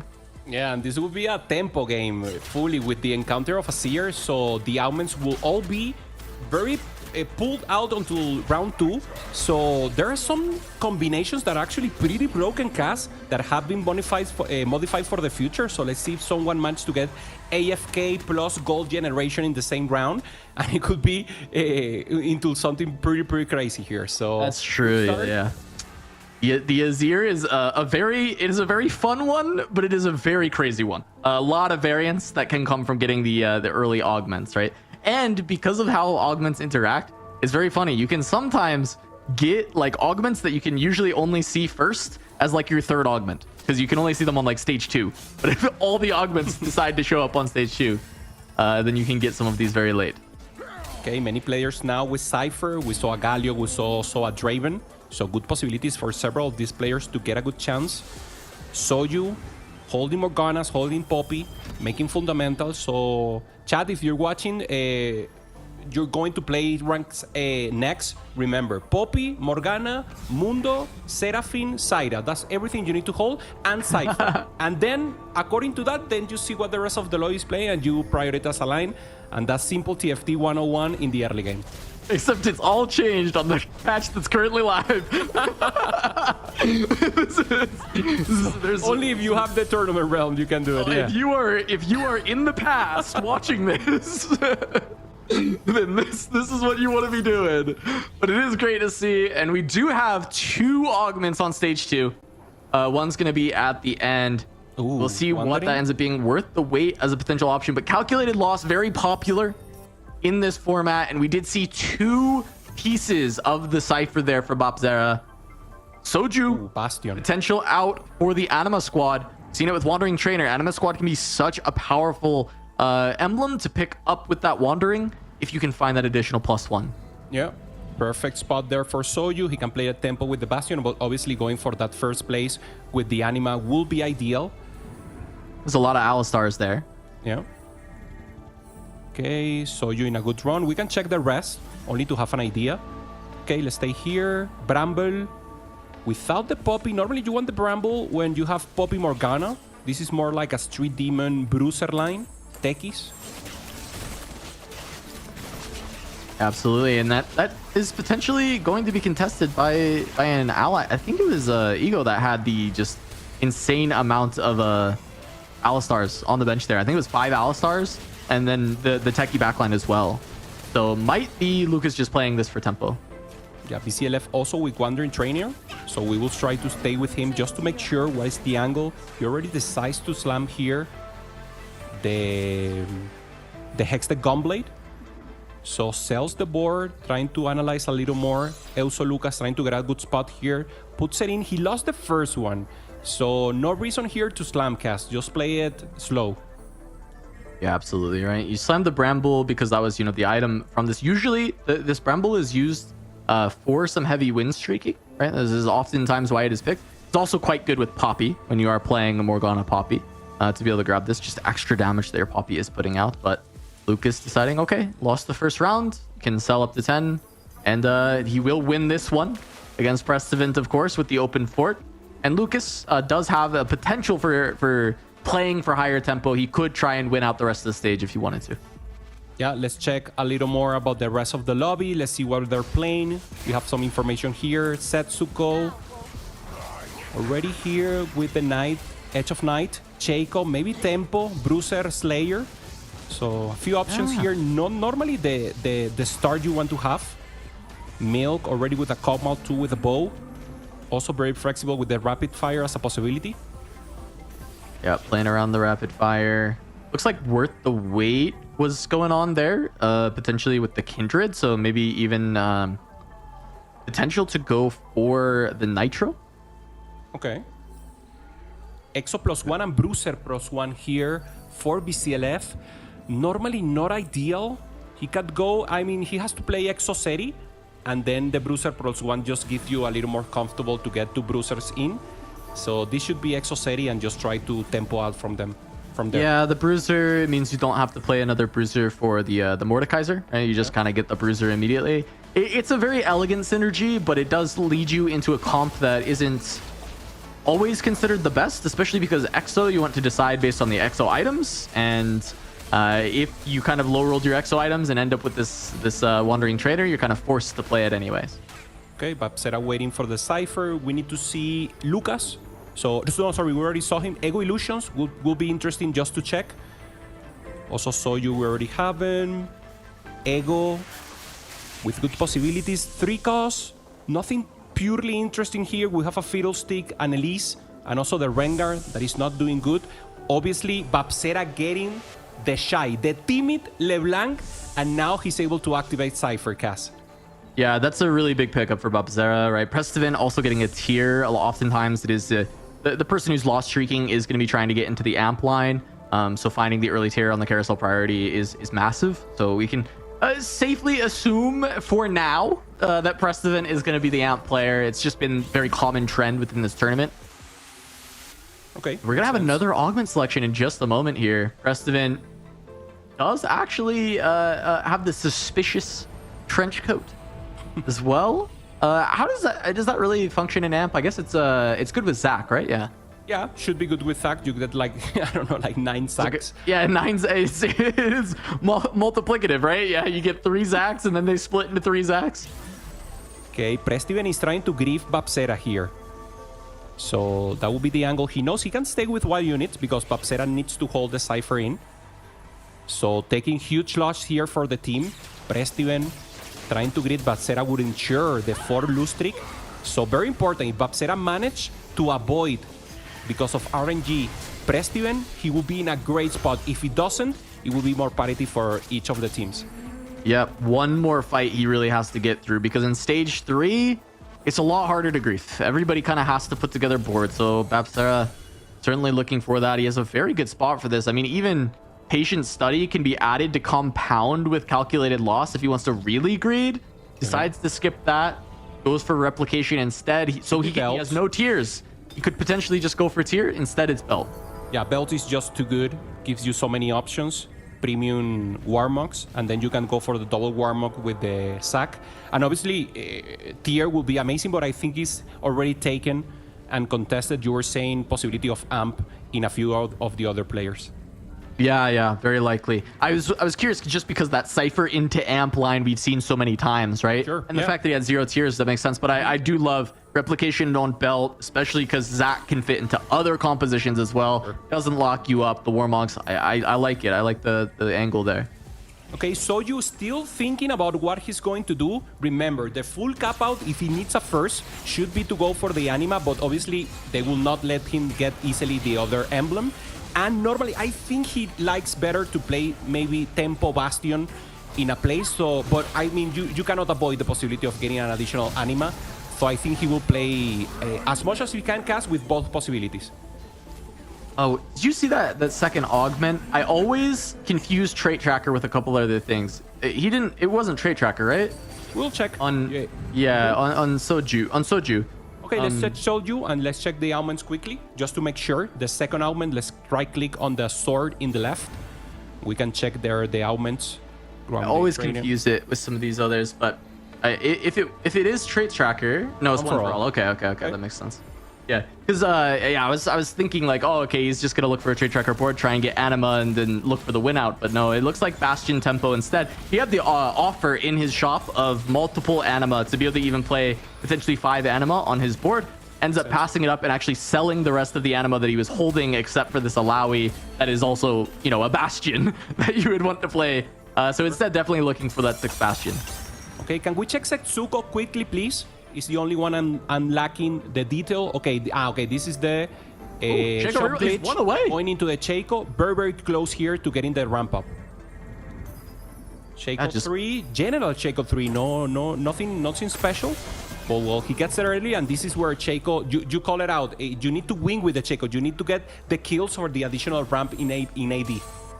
Yeah, I was wondering when he's going to start slamming these items as well. Ends up going for red buff. He could go for Hodge as well. I don't know exactly what 3rd item he's really looking for this Shaco. Doesn't need to slam it yet, of course, right? Against Prestivin with the 1 dummy and a Fury.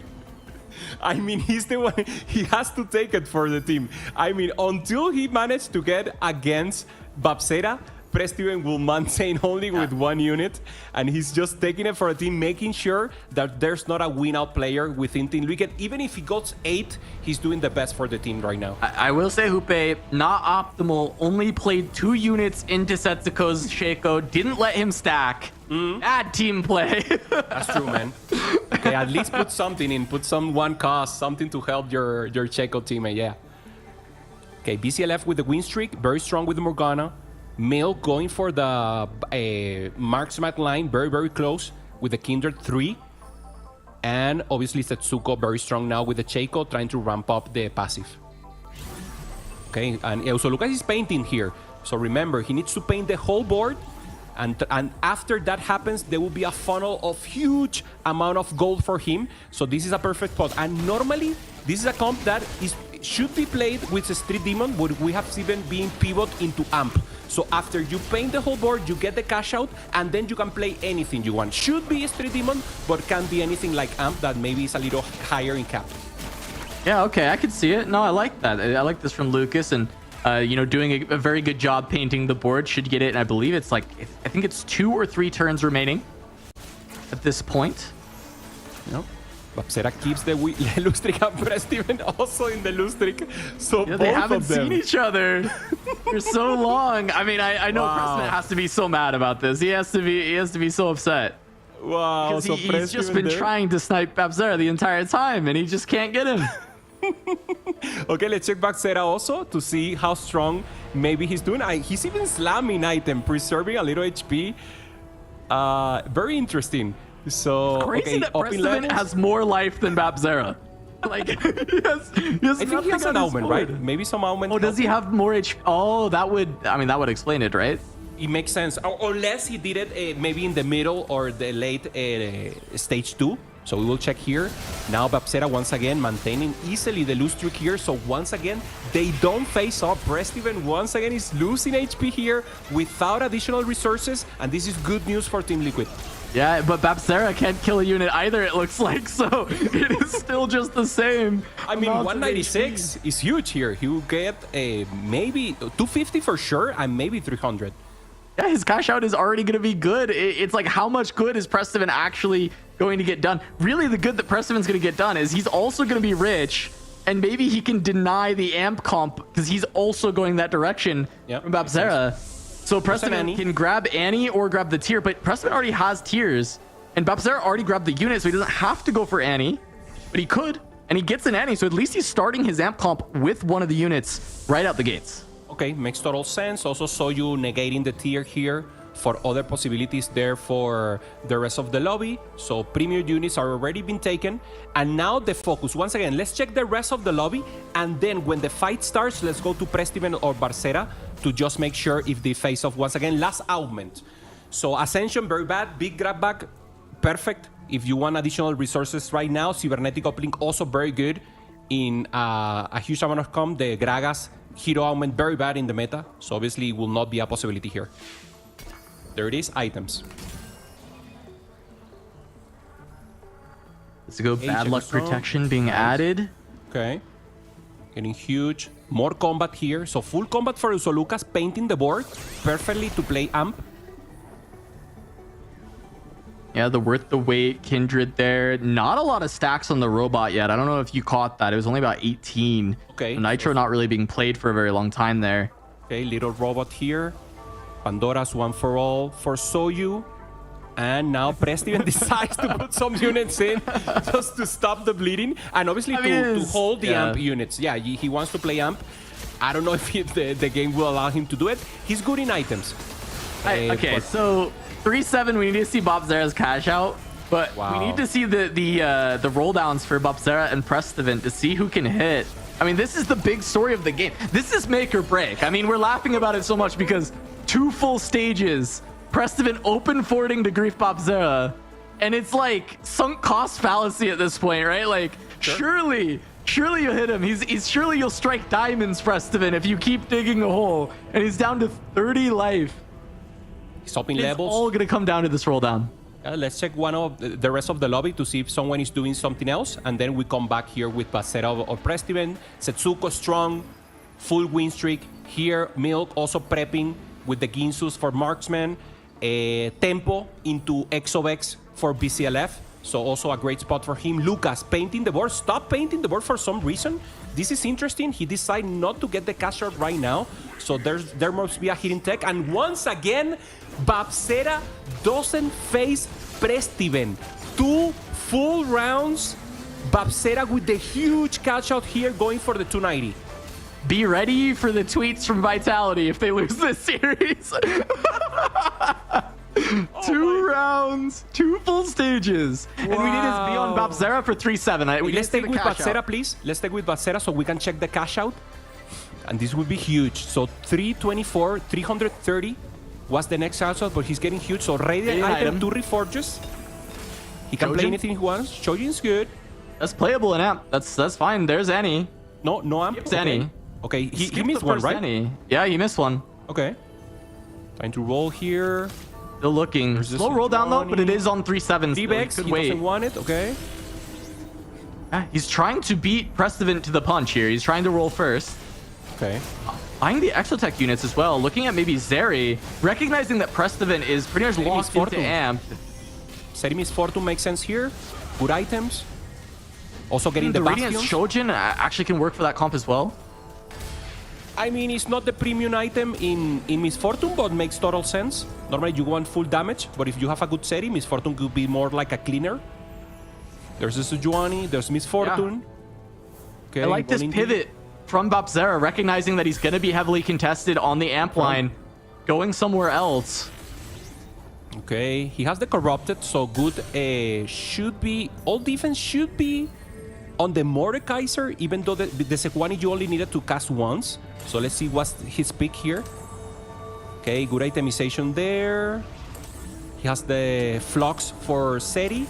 And yeah, the items goes on the Mordekaiser. Mordekaiser is a true tank. Sejuani, we only want it for utility right now. So we put the additional utility units on him. So perfect spot here for Babzera, recognizing his spot, and a good opportunity here for Team Liquid. Prestivan, 19 HP. Let's see if he managed to get the amp in line. He was able to find no additional Annies. He rolled to 0 and is still on the Annie 1 he got off the carousel. Big loss here for Preston. What is the rest of it? 4 strat, 3 amp? Oh, he found a pair of Annies. They're just both on the board. There's Annie 2, but not enough gold. Samira and Annie there. Does he have the gold on the board to actually get it? 6 of 8 has to play a Poppy and an extra in Italy. He prefers to 7 play of 8. the bull. Yeah, okay. We should stay with Prestiven, then check the rest of the area, come back to him. But let's stay here for now. Prestiven doesn't look like he's enough gas. He's lacking 1 unit, so he's effectively level 7. He at least has the Samira. And going up against... Now he goes up against Babsera, man. Oh my god. They are not going to be... I mean, I can hear the yap already. I can hear so much yapping. Oh my god. I mean, look, this is an incredible low roll, high roll situation for Vitality and TL. But also, I mean, he cannot say he never faced him. He faced him. I mean, it wasn't in the moment he wanted to. Oh my god. Pure stacking, making the win for the team. So this is terrible news. This is the worst scenario for Vitality. So Babsera in a good position, ramping out. And even if his composition is not like a super winner comp, he could easily go up top 3 and no one will be able to catch up to him until they can manage to get maybe legendaries or something like that. So dominant position right now for Team Liquid. You know, Hoope, they say you cannot have tragedy without comedy. And I feel like the tragedy of never being able to stop the cash out from Prestiven is just matched by the comedy of fighting him immediately after his rolled out. And it is so good. It is so juicy. TL, of course, the beneficiaries of this play in 3 acts. Wow, it's very tough because Babsera is not planning to go here 7, 6, 7. Babsera is in position to do easily top 4. And we see that the rest of Vitality, Milk and Soyu, are actually in a difficult spot in HP also. Ramping out here with the Sheiko for Setsuko. I think he's losing also the win streak here, yes. So Setsuko is also falling down a cliff. Bad news for Vitality around the table here, Cass. Yeah, I mean, that is rough, right? Prestiven trying to be the hero, and at the end of the day, he's going to get nothing for his efforts. Babsera fully online, full cash out, able to stabilize on 2 lives instead of just 1. Able to find everything that he needs. Gets this Kabuko off of the carousel as well if he wants to add Bruiser to go alongside his Mordekaiser, which is very likely the next step of his upgrades. Okay, makes sense. Should check a little the rest of the board just to make sure. So we can go to any players that make sense right now just to see the possibility. BCLF, let's check. He was playing Bruiser Exo. He has still he's rolling, okay, trying to find not even the pair here of Vex. Very important because the items are totally focused on her. Holobo is not in the best moment right now, so he needs the bets too and is being denied. Okay, finally, Twisted Fate 3-star here for Ego, trying to do something here for the team and in the perfect spot. Putting 2 Dravens in. That's good. Okay, hasn't find the 5 syndicates, so he prefers just to do it at Rio Tempo. Can't find the Misfortune. And now here's Lucas, who paints his board and decided to maintain with Street Demon strategies. Oh, I feel like Lucas's spot is looking actually a little bit tough at this point, though. Not finding the major upgrades, but he does have a lot of gold, and I think that's the big thing, right? Lucas is not rolled yet, and he's still a little bit stable because the front line is so good, and his augments very strong. Like the Spirit Link popping off here. Looks like he did run into Ego, who ends up sacking for him a little bit on this one, not putting the items in until the very end. Ends up taking maybe a bigger loss than they would have wanted, but Soju also taking a loss. HP overall in favor of TL just due to the fact that, you know, Prestiven is already out. But other than that, Vitality is still holding pretty strong. Soju played the Tempo Bastion, not looking for the Anima out. And I think that this board is kind of running its course. We're going to see the level 8 soon enough and see what Soju could actually string together, as Ego finally spending a lot of gold as well. 5 Syndicate online. Finally. Does not have the Broms, but at least still has the TF3. Yeah, very far from the Brom. Decides to sell the Gragas here. Only gets utility from the Binico. He knows he cannot go to level 8. So he will just maintain with 5 Syndicates. Losing a little power in the front, but gaining the double hat there for the Brown and the Twisted Fate for good damage. Brown, remember, is not just a great tank, he gets additional damage also with the hat, especially if we can manage to get good items on him. So trying to preserve time, Bram is doing a good job. Sejuani will not manage to ult the second time. Utility on Draven, good spot here. So Ego takes the win. Babsera also, good news now once again. Milk loses, Ego wins, BCFLF loses, and Setsuko and the top is losing. So I think this will be a comeback. Let's see if it's enough. Milk in the marksman position, only Aphelios 1-6 goal. Very difficult to get away from these spots. Yeah, it was worth the wait, Kindred, and he's just selling them for Econ to try and find the rest of the marksmen. I'm not seeing the spot for Vitality to win out. That's the issue, right? Because they've got Precedent in last, they need to heavily outplace the rest of Team Liquid. And their spots not significantly worse than the spots of Team Liquid by any means, but I'm just not seeing the way that they're going to be able to make up enough points for the 8th. It is actually a very close lobby. And the problem for Vitality now is that Babzera, the lowest HP member of TL, is the strongest. Yeah, 100%. Lucas just trying to ramp up his comp, doing what he has to do. Good items there on the side, and not even one Brand. Brand is timid. No one plays Brand. He couldn't even find one, and now trying to do a cup of milk. Also now finds the Aphelios, so very good for him. Should make the trade here. So we should see the popping off here of units, decides to sell immediately, and now Soyu trying to go for the Bastion, doesn't have an additional carry here, so he should bleed out from now on too. Yeah, ends up picking up a Vex to just try and supplement some of the damage, get more Divinicorp in. But I mean, it is just the Elise Morgana combo, but Morgana too has kind of run her course in this game. She's not going to be strong enough to really carry through. Going up against VCLF, this is the highest HP member of TL, playing around the Vex, but it's only Vex 1. And maybe, you know, the Elise 2 as a temple unit is strong enough to kind of deal with the low rollers, right? You'll catch the low rollers and you'll beat them up. And that's potentially VCLF's spot. He rolled the 0, only found a pair of Vexes. Soju's going to pick up that win. And every single one of these wins Vitality gets over a TL member is so massive because they can still win by just getting more members into that top 4. Rest going 8th does not completely lock them out yet. Yeah, Lucas finds the Renekton too. No items for him, but also, well, a good unit. Normally you want to have items, so it's not ideal, but can give him some power here. Also the Divinicorp Diego too as well. Diego too, wow. Level 9. Bram 1, but he finds 2 legendary 2-stars, so games gives you and takes away also. He just found the brand 2 as well as we left the board. So Lucas actually turning that board around quite a bit. It was looking like he was in a position to start free falling, but picking up everything. We said he had 50 gold. He hadn't really rolled yet. Takes this opportunity to roll, actually hits what he needs. Babzera against Ego. This is just the power of this Zeri board. The big cash out, getting the Radiant item. And when you don't play any Dynamos, even though MF, you want that big cast that wipes the whole board the first time you're playing it, this mana gen, you know, because it's Radiant, it's not, like you said, it's not like the most optimal item ever, but honestly, you're just getting a lot of casts from it. There's a lot of damage output coming from, you know, essentially Dynamo-less or low Dynamo Misfortune. Yeah, Setsuko now highest in XP, finds this here the set 2-star. Looking good, but again, this is not a win out comp, and no one in Vitality has that chance. Milk, same, has a good comp, decent, with good cap out, but it will not win against Babsera, who's in a win streak.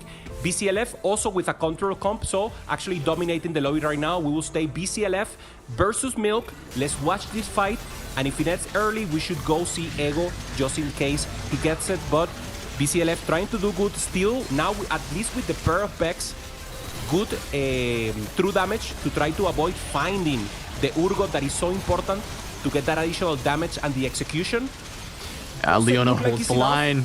Leona holds the line. A couple more casts from Vex, but it's not enough. Milk might be the hero for Vitality that they really need right now, as Lucas takes a loss even after hitting those legendaries. He's on 1 life. Maybe he actually ran into Babsera, I'm not sure, because Babsera is just on a warpath. But the problem is a lot of the TL members are the ones who are losing life in these last few fights. Vitality might be pulling this out. Yeah, now using all the neurons now in brain to try to assemble what is best here in the hack carousel. Soyu trying to denying the sack and denying there the Archangels. So just trying to make sure they have a win out spot here. It's very difficult, Cass. I'm not seeing also the angle, but Babsera is just too strong. So that should be the first place. and just by getting the fourth is very difficult. They need to throw Lucas and Ego on 7 and 6, and that would be a great chance for Vitality to come back from this game. Yeah, and Lucas just getting some big hits at the end here. Gets 5 amp online. This is fully pivoted into an amp board. You said, hey, this is a way to play around this Street Demon. Augment is eventually pivoting to amp, and Lucas gets it in the final hour. Finds Annie 2, finds the Nika 2 upgrade, ends up getting the Samira off the carousel, and has this upgraded Viego to try and help anchor the board with a little bit more power in the front. Runs into Bop Zera's Ghost. That is the worst Ghost to find at this point, but I still think he should be strong enough to beat it. Yeah, so we should watch this fight, make sure Lucas survive, and then go immediately to Ego. So looking good. There's actually the Timbers. A little bit close, but not too much. The front line still able to survive. Ghost fight just a little bit free for Lucas. Good. Let's go for Ego quickly, okay? And trying to go close to Morgana. Good ult from the cast. Misfortune, taking Soju almost out. Now Soju 7 HP. BCLF and Lucas. Vitality needs to send both of them bottom. Finds the Draven. Ego stronger than ever. Great news once again from Team Liquid. Very close matchup. Yeah, Soju needs to hold on for Vitality. VCLF on 1 life has been free falling from being the highest HP TL member. If Soju can outplace VCLF and Lucas, suddenly Vitality in a very good position. But Soju's board is not that good, and he's got Bop Zera in his rotation. Yeah, let's stay here. This is important, and there it is. Soju He's gonna lose. He's guaranteed to lose. Strong. But will he lose harder than Lucas or VCLF? Yeah. And if there's an opportunity for Team Liquid to do it, it's exactly here. No units are being killed for the other side. Low HP. Okay, Twisted Fate falls down. Jin's still alive. A couple. And Jin falls down. Okay, this is. He got a couple kills. Okay, but VCLF. -6. Does VCLF go down as well? Lucas. Setsuko maybe takes down Lucas, but this will not be a huge loss. VCLF lost as well. Did Soju do enough? He did. Soju takes a 5th. VCLF and Lucas go down before him. -6, but he had 1 more life than VCLF going into that fight. Wow, this is huge. Now Vitality needs to 1-3 to take the game. So Bapsera in a huge spot here to take the win with this position. So Team Liquid, Vitality did at least what they had to do. They sent Team Liquid 8th and 7th, but now it's parity in placement.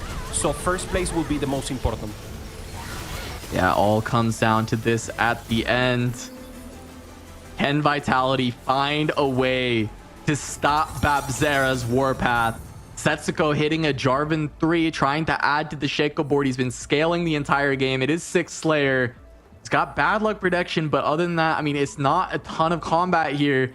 Does even have the Senna 3. I mean, it's as capped as you really are getting on the Slayer board, but can it beat just the power that Babzera has?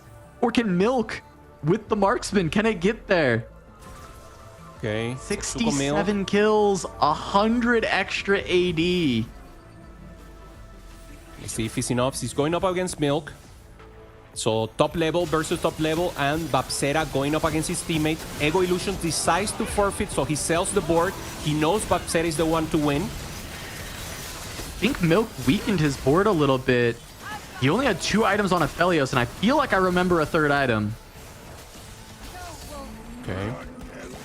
Letting Setsuko save the HP, deciding maybe the Slayers are the way to get there. What can he even find? Team Liquid needs the 1-4 or better, and that's why Ego just surrendered, because they only need the 1, and Vitality needs the 1-3 to make sure that they advance. Remember, Vitality 1-0 against Team Liquid. If Vitality wins here, they are the champions of this EWC Americas Qualifier, road to EWC, and Babsera is still the strongest in the lobby. Milk, I believe, has 6 copies of Leona. I just saw Leona upgrade, and I'm pretty confident he was on the 2-star. But he faces Babsera. He's not able to find the 3-star at 4 cost to try and turn this thing around. I don't think he can beat Babsera. It looks like no. He did just fight with full power into Setsuko. He just did not have a 3rd Aphelios item. The items are on the Xayah instead. And he doesn't have enough damage to get through this front line. Milk goes down. Okay, Is there any against the Ghost way that he can get this Shaco onto the back line and actually stop Babsera?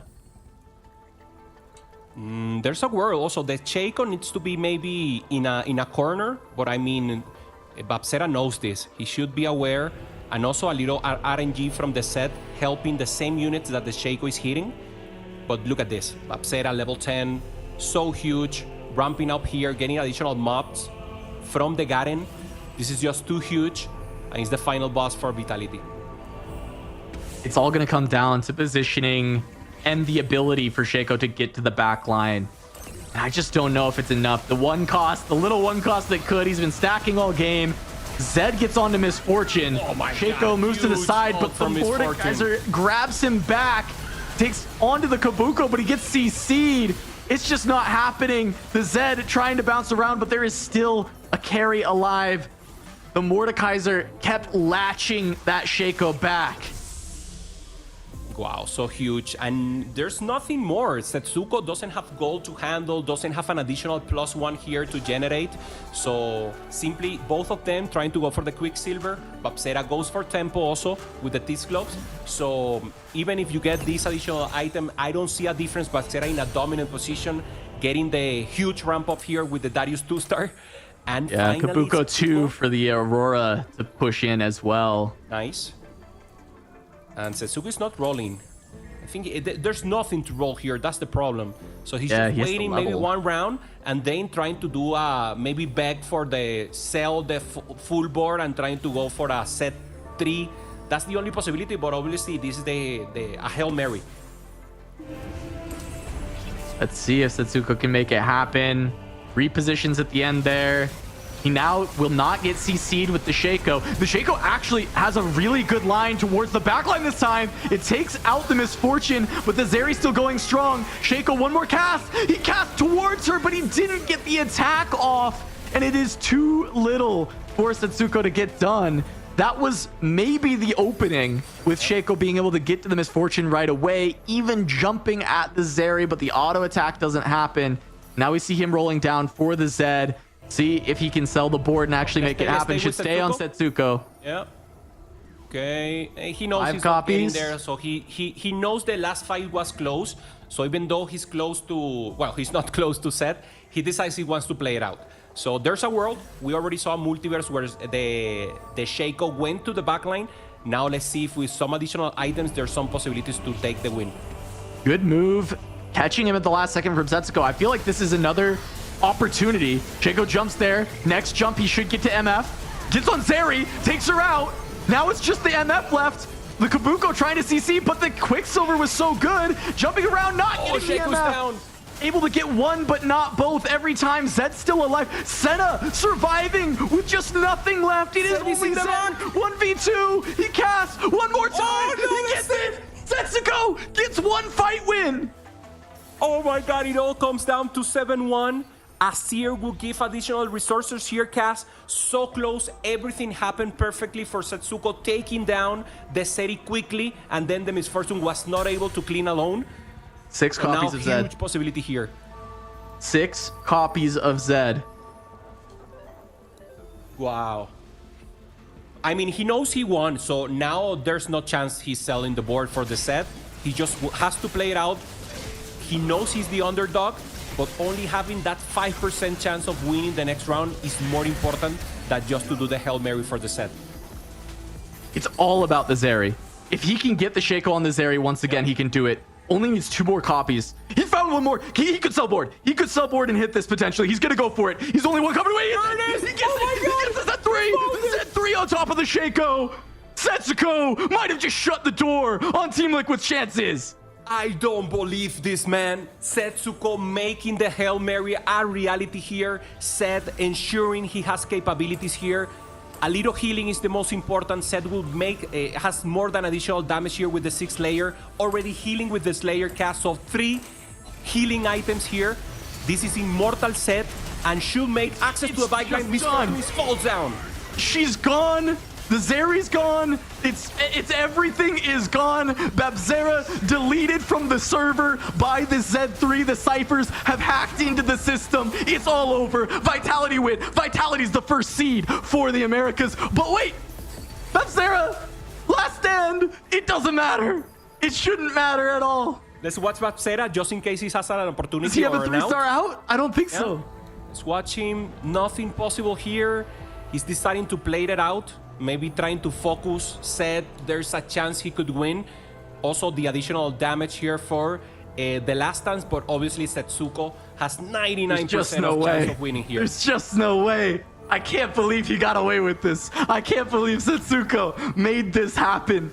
The crawl back, the only real out, winning one round with the beautiful last second swap of the Shaco to the side of the Zeri. It buys him the time he needs to find Z3, which cleans up the board once again. Everything gone, but wait, the stun! What? The stun is doing damage. His Fortune is being focused. Oh, finally he gets the cast off. That should do it, no but damage overtime now. is coming. Bapsera. The stun again, overtime not there yet. Zed gonna sustain through. One more stun from Sejuani. Zed dodges it in time. Now. Perfect timing for that. Bapsera almost overcoming the impossible with the last stand. What a game to close things out on this day 2 and to send Vitality to EWC as the first seed. And Liquid performing admirably at the end. That is going to be a beautiful team to send as well. They'll have to fight for seeding in the end of the lower bracket. If this game is being played 100 times, this is the one time where Vitality could win it in the end. Amazingly played. Setsuko recognizing the spot, winning with the set 2 first in a Hail Mary with great position, as you just mentioned, and putting the Shaco on the side, taking out the Seri quickly, and finally recognizing that it was luck. And that was not going to happen in the next round. He needed that set 3, managed to take it, and the series go 2-0 for Vitality. Both team casts qualify for EWC, but the winner, the champions, are Vitality. I can't believe he caught him. He caught him in that fight before he hits the Zed. He catches that last second Shaco swap because the move from the Zeri pushed it up one row, escaping the Zed because he was worried that Zed would take down the Zeri. But Setsuko gets the perfect spot to put the Shaco, takes out the Zeri, takes it down. I mean, okay, high rolling the Zed is one thing, but that was the only out that he had. He played to it and he hit it beautifully. It's just incredible. I mean, Vitality is just playing at the top of their absolute game.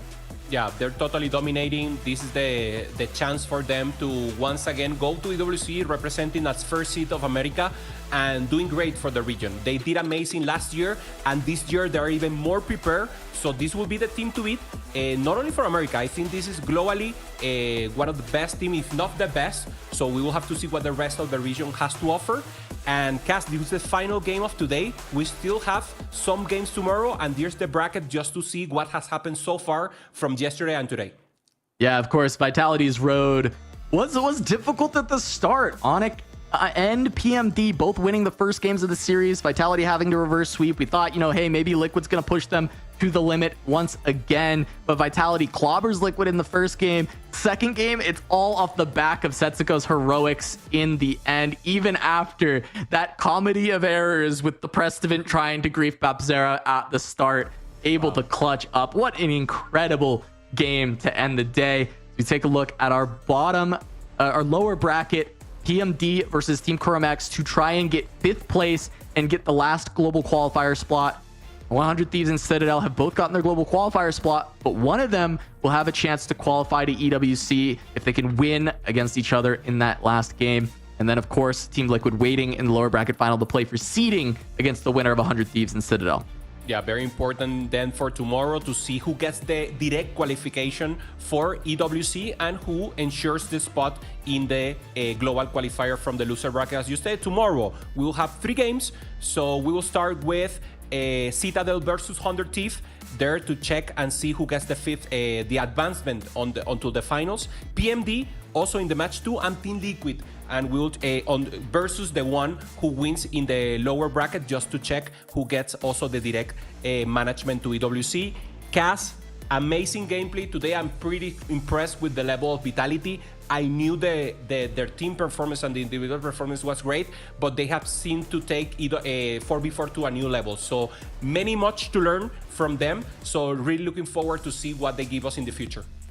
I mean, yeah, I'm just now buzzing for EWC itself to see Vitality against the best of the best in the rest of the world as well. I feel like this team is so exhilarating to watch, so exciting to watch, and that was such an amazing game to end the day on. So we will end it on that. We've got another day of 3 more matches tomorrow. Make sure to stay tuned. But that's it for me and Hoope today. Thank you so much for watching, and we'll see you on the next one. Vamos.